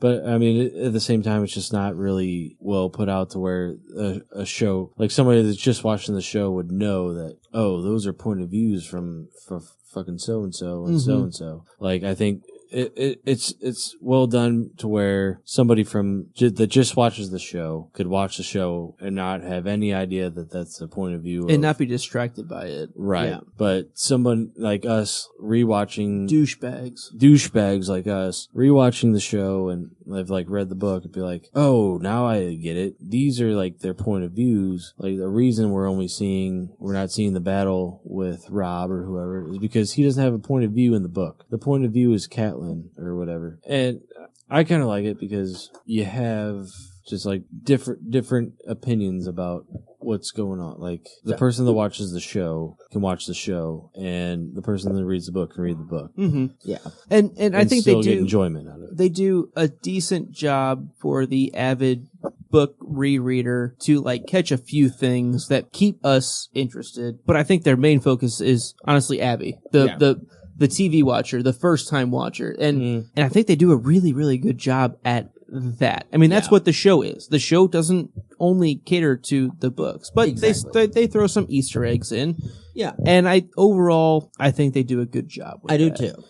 But Abby, just know that you are the prime focus for what you're saying, which is why I really, really love having your perspective on this. A whole ton of time here on this, but my thought about this is I have read Harry Potter, right? Whoa, Sorry. no spoilers. Hold on, let me tie this in here. I have read Harry Potter, all of the books, before have seen any of the movies. My husband has only watched the movies. I am sitting there explaining to him what's going on in the movies because of my book knowledge. I feel like this story is more fluid as a TV series or videography. It holds its own better than those movies. Without having to have a book reader explain to me what's going on. Maybe I am missing some background. Maybe I am missing other things that are going on, but from one jump to the next jump, I don't need somebody to tell me what's going on as a TV only watcher. And honestly, like any questions I think you might have is potentially from us saying too much. Like, I think that's probably true. Or me thinking too deep. Like, they have given me everything I need because at you this are point. analyzing it a little bit closer than I think most first-time watchers would. You're right, Most people don't go exactly. scene by scene and sit and think Sit on and it, stop and write watch a note. it 3 times. Wait a tick. And take notes on knock, draw, loose, and then go look up. Or your study on Joffrey's Being a cunt or something like that. Yeah. Cuntilism. Well, Cuntilism. right. The fact that he's cuntbiology. a sadistic asshole, like, what actually can we diagnose him with? Yeah. Exactly. All right, so that ends our episode. Let's do a quick promo for something. I'm actually going to give a quick shout out to our PayPal donation button that we have on the website now. You can go to www.thepodcastthat.com and you can donate $1. Like that $1 seems like nothing to you. It really does help us out a lot, especially if 100,000 free folk donate $1. Right. And if we're drinking like Colt 45 or something that's like 750,000 beers or malt liquors, to be fair. Sure. But there are a lot of different ways that you can help support our shows.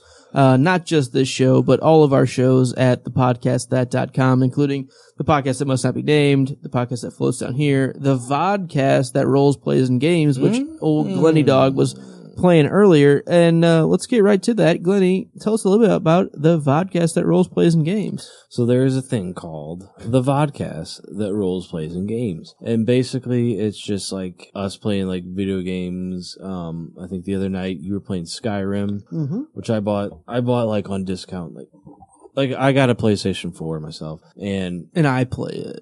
No, it's what's weird is because you have a Xbox 360 and a one.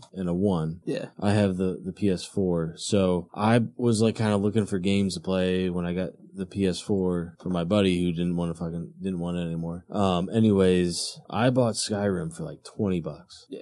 And it was like a hefty discount. It was like one of those weekends where it's like, hey, we want you to buy this game. Yeah, let's like, basically like try to give it to you. Like, it's an awesome fucking game. And I think it might have been like a holiday discount or like Memorial Day. Like everyone's gonna be playing games at this time. Like let's see if we can get people to buy it. And I was like $20. I was like, sure. Yeah, take. I've never played like any of the series games before, but I was like, it seems like something I'd be into. Let's buy this one because it's not. And now you've played all the way through it. Kind of. Like I've played a It's lot a of the way big through game. them. There's like a lot of side quests, a lot of area to cover, and a lot of missions and stuff like that. But like it's one of those you can spend just hours. Yeah. So I've never played it, and we started this roles, plays, and games live streaming, and I was like, you know what? There are a lot of games that I want to play. I'm gonna see what Glenn has on his PS4. That was where I was, because honestly, I play a lot of more retro N64,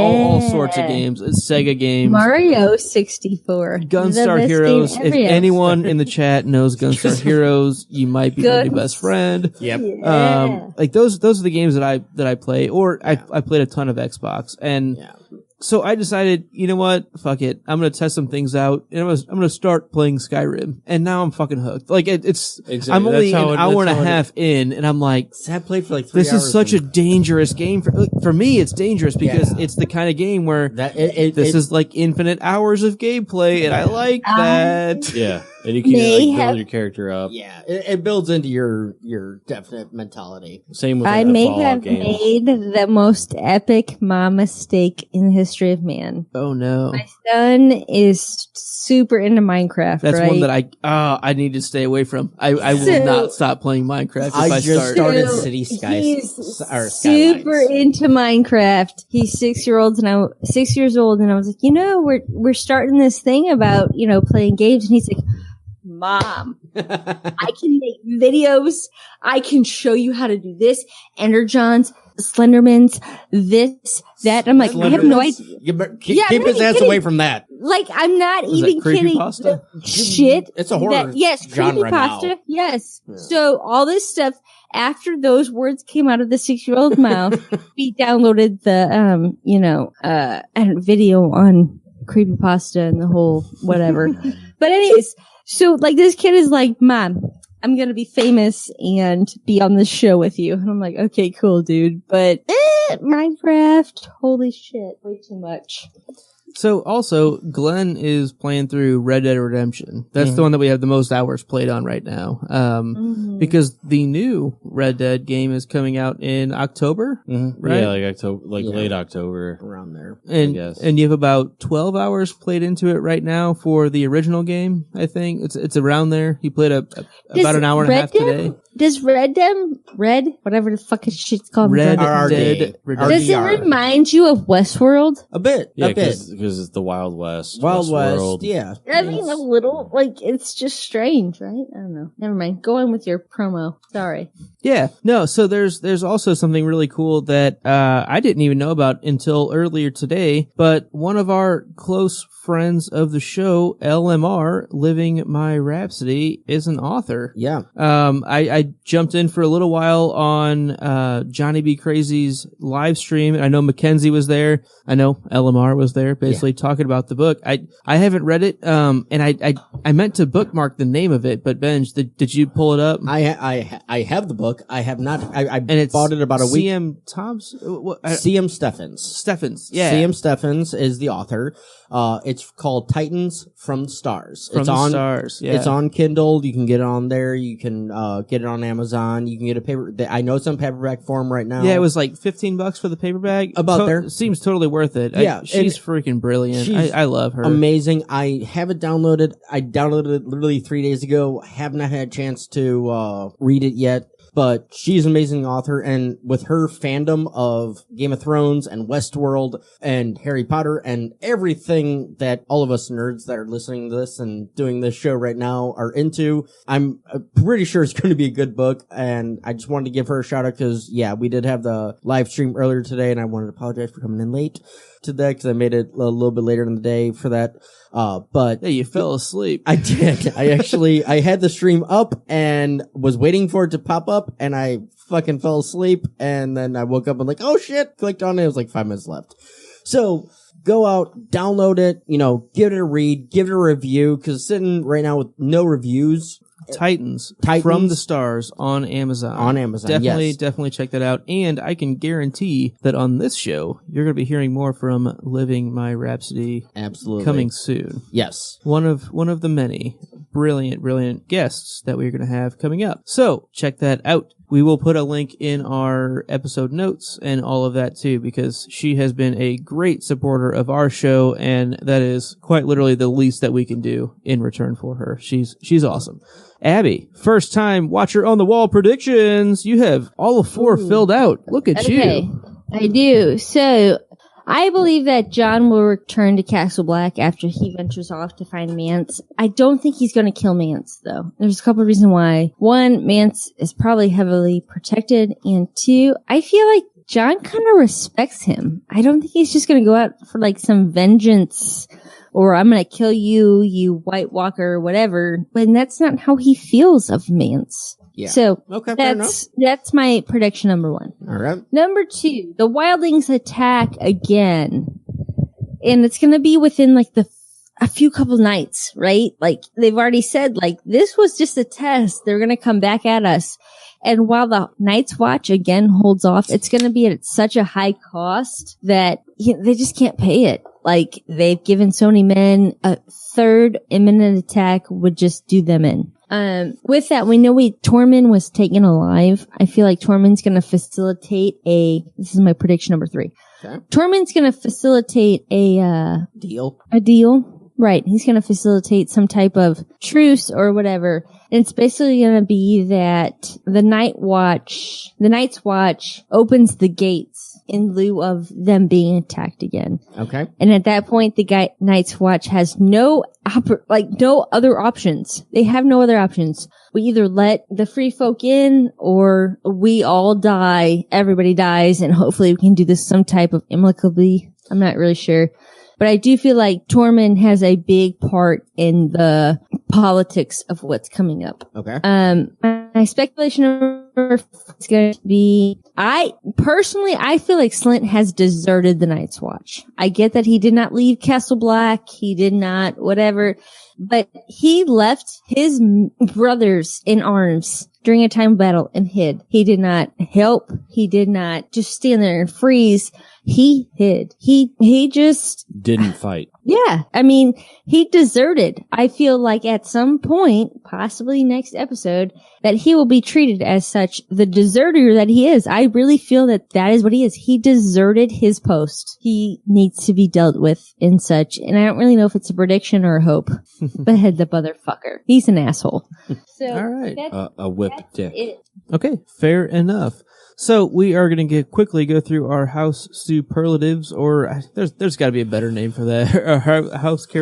Our characteristics, superlatives, our stuff. Glenn, kick us off. What's your house name? I am Glenn of House Motherfucking Dog. And what are them house words? You miss 99% of the shots you don't motherfucking take. Tell me about that sigil. Spuds McKenz with a Wayne Gretzky number 99 jersey on. Who's your famous house ancestor? He is the Duff, the same guy that I played Skyrim with. that I made up. The doof of Dunsandale. The Doof of Dunsandale also. You might learn more about him later in some. I don't know. Yeah, We'll see. It's a fully fledged character We somewhere. got the character development What's your personal Twitter? at Popsicle Stand. Do you ever tweet? No, I don't. I use Twitter because it's like a news source for me. I don't fucking go on there and just like tweet my feelings and statuses and all that stuff. I use it to get I like adding you on things. information. Like tagging him or Yeah, that's what I meant by at-ing. I think he added me in one thing once, and I was like, I am the coolest girl in the world. Really cool. I have It felt arrived. good. Yeah, I made it. Yeah. No, like really, I use Twitter as like Direpo. I use I Twitter think the as beer like hog might be beer here. hogs here. a news source only, Oh, I love him. and not so much as a my status thing. Because unless you guys really want me to fucking put a status out there, I will. I got you. I'd like to hear it. Any final thoughts, Glenn? I like good uppy. All right. So, Abby, I'll go with you. What's your name? My name is Gertie of House Condescension. What are your words? We don't quit. What's your sigil? It's a field of white with a raven sitting atop an up-pointed black chevron. And do you have a famous ancestor? It would be Casey Jones. If you'd like to learn more about him, you can check out the Legends of the Ninja Turtles. There you go. And give your Twitter and your final. You can connect with me on Twitter at GoHomeGertie. My final thought is I have a question, so Okay. tell me right now or do it later. My last question of the night. Are you ready? How do you become a white? How do you become a white? Great question. You just die? Because You know- the White Walkers, I feel like, I know it's the beer hog and I love it. I'm sorry. I'm trying He's not giving to get he's ignored. giving the proper You're answer. saying like you'd be a zombie, like once, like Zombie. technically like Zombie. like Walking Dead. Whenever you die, like eventually, Right, do you just you'll be become a white? zombie. Right, that's my question. How do you become I don't a know. white? You may find out. I have no idea. But like he said, with the zombie thing, I know all about that. And you do. All right. So my you question comes That's why- because But I don't know. No, that's why they wanted to burn the bodies because They don't want the opportunity. so can sub question tack B over here. Is it just humans? Good question. Good No. question. no, because Because I feel like all right, so you don't have to answer. Yeah, This is my Abby, thought. Abby. Have Okay, you seen ro- that horse? Glenn Or no? has your answer real quick on that. Have you seen that horse? Yes. Right? So I So feel like that seems to it's be not a just An undead horse. undead horse. right. So it can't just be humans. I feel like there are a lot of rats and squirrels and vermin Real quick. that could pose Real a very quick. real threat. Real quick, catch me up. What are we talking about? Everybody in the chat, this is the beer hog. This is Matt. I mean, just give me the subject matter. Game of The Thrones. jizz? We're talking about Game Oh, Is I don't know. Take the mic away from him. Take the mic away from him. All right. Because he So- doesn't know. No, he has no clue. He's seen less than Abby. He is beyond a first-time watcher. He's a negative watcher. No, that's not true. That's for where not we're true. at. For where we're at. Yeah, you haven't seen anything. So, all right, Ab, I'm going to move on. And That's fine. I'm sorry about that. You did all hers. Benj, house name. Sly of House McLean. What are those house words? It's dangerous to drink alone. It is dangerous to drink alone. And what's that house sigil? 3 golden triangles on a field of red and black. And that famous house ancestor. Great Uncle John, savior of winter celebrations. Where can people find you on your personal Twitter? You can find me at Sly McLean, not spelled correctly. And Spell it incorrectly, please. spell it incorrectly. SLYMCLAIN. Final thoughts. The best technically shot episode we've seen. This one, all the spanning shots, all the, like, grazing shots that Luke's talked about, the 360 shot, this is the best technical shot scene, or show, episode, that this show has done. And I stick with that. All right. Matthew, what's your house name? Drove my cooler here today. What are your house words? You're damn right I drove my cooler here. What's your house sigil look like? Say that again. Sigil, coat of arms. Coat of arms. It's a cooler. It's a couple deuces with a pointing at you. With a point at you. The cooler in there. Who's your famous house ancestor?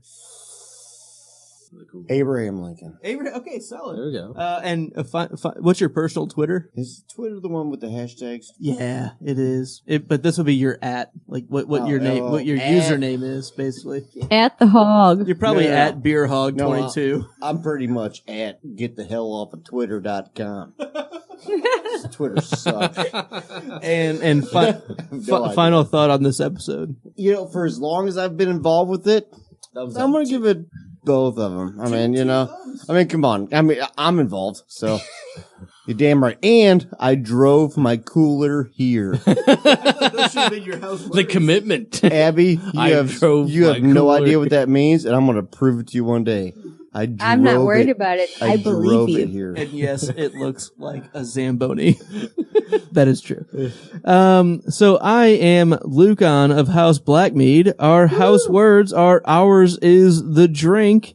Our house sigil is a obsidian black chalice on a gold and blue checky background. I'll show it off real quick to the camera. Oh, it looks just like that. It's awesome. I got to come up with one. Yeah, you do.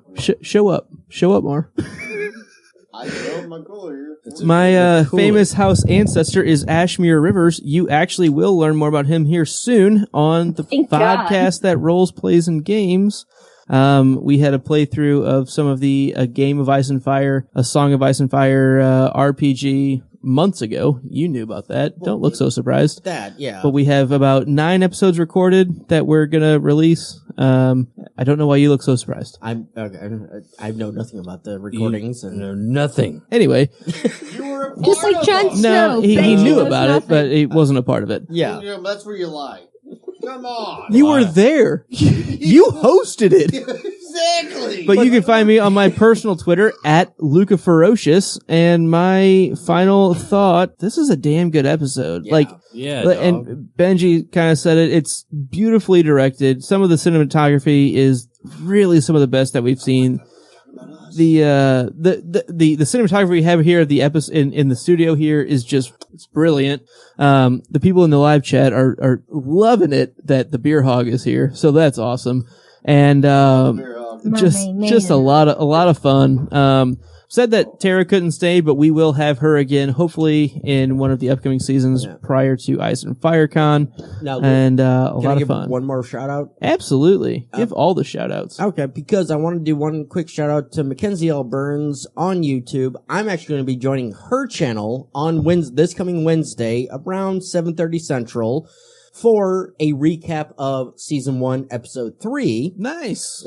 She's going through and doing her own, kind of recap episode by episode thing. And she asked me to join in the panel. So join us because this episode should release Wednesday morning. So anybody listening on the podcast should hear this. Come home Wednesday night at 7:30 Central. If you don't download day of, get out. Exactly. No, we love you too. We love you too. If you download Thursday, that's fine. Yeah, but Wednesday of release or day. the following Tuesday is cool too. Or months later. Exactly. This is an evergreen I'm just podcast. throwing it out there because Mackenzie's awesome. We'll be with LMR, Live in My Rep City, who we just talked about, and Johnny Be Crazy, and I believe Milt is on the panel as well. Milty. So I was thinking of Johnny Indie Boots. Yeah. saying Milty. So jump in with that, because He's my you might make me Song feel of a little Ice and smarter. Fire boyfriend. Can't lie, love him. Who, Johnny Indie Boots? Yeah. Who will be joining us next episode. Nice. OMG. Your Carolina's showing again. It's okay. So a lot of exciting stuff coming up. I know Mackenzie is lined up potentially to join us in season 5. So is Living My Rhapsody. So is Johnny Be Crazy. A lot of exciting stuff. A lot of stuff. And as Glenn would say, a lot of exciting stuff. So you can follow us on Twitter at Know and Drink. You can send us a digital raven to knowanddraink@gmail.com. Subscribe, like, rate, and leave comments on iTunes and YouTube because that really does go a long way to helping us out. It really plays well with the kids at home, as Glenn would say. Yes, I would say. And make sure and you as subscribe Luke would say, on until YouTube. next time. And Luke would say, until next time. Oh, come on. As always, I still don't know, so I'll just drink. As always, as Glenn would say, don't turn your back on the wolf pack. As always, winter is coming, and so am I. As always. Boosh. And as always, stay imaginary. How do you know this? That's what I do. I drink and I know things. All right, now we are in the exclusive YouTube live stream I'm gonna get off hangout. here. I'm gonna get off here just so you guys can do if you want to do a later on chat. But for real, Johnny is joining us next time. Yes. Yeah. What, you gotta be on your A game or? Yeah, I gotta have some actual Shit. decent original thoughts. So Abby, and I'm glad we brought this up right now. No, because I don't really have time to do a... Well, that's fine. It still should probably happen that way. Okay. Do not watch the episode tonight. okay, all right, We're deal. good because we haven't had a lot of really good luck with the first time viewing thing. Okay, So I'm thinking if we can Friday night again live streaming you watching it for the That's first fine. time. that's fine. I know it's a little bit more of a pain in the ass, but She probably had it on. It's not really. I ready just to- as long ready as to you. press play. no, she's got it already turned on. Yeah. She was going... Yeah. TV right there. But no, I'm good. I want to say something to you, Abby. Like, really? My cooler is fucking awesome. I've heard it's the He drove Zamboni. it over here. You have I no didn't idea. even- No, say, what do you what do The you know? cooler was driven. Let's be clear that it's our. I feel like I this is. I could don't drive the know about Zamboni. You have a Zamboni cooler? Don't know about that. And you know, Did you Even drive the if you- cooler over, Luke? even if you like, I don't think I would accept it. Who's And I'm you can borrow it anytime. Let me put this out there, folks. Are you ready?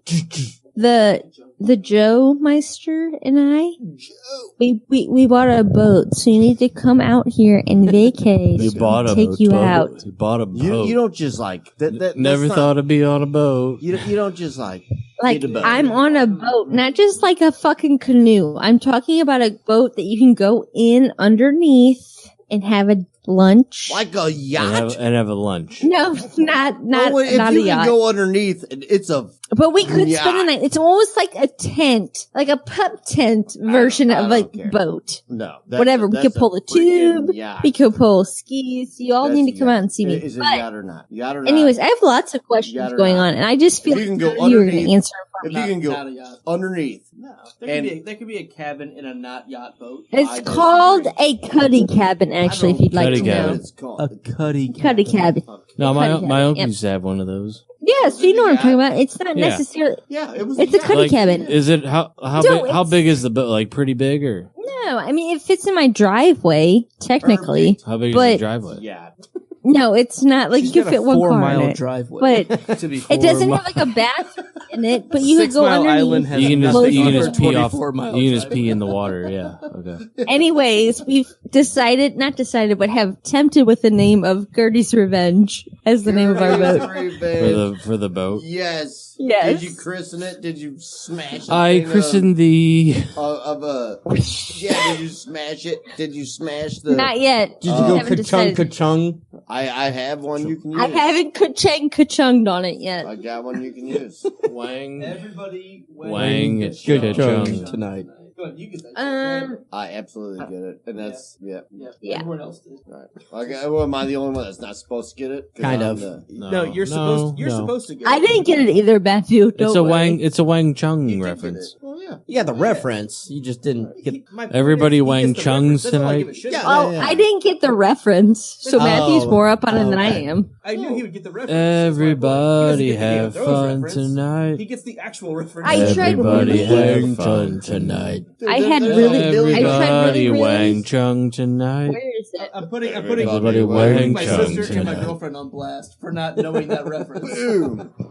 Fair enough. So I tried really, really hard to get a Mackenzie probably didn't get that reference. reference either. Yep. I tried really hard to get a reference between Robin sent on a trip, as in I'll make a man out of you.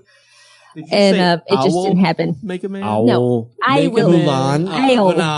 I'll. Mulan is the best Disney movie that's out there. So No, debatable because you have Chat, the luck of prove- the Irish. Prove Luke wrong on this. There's Whatever. Disney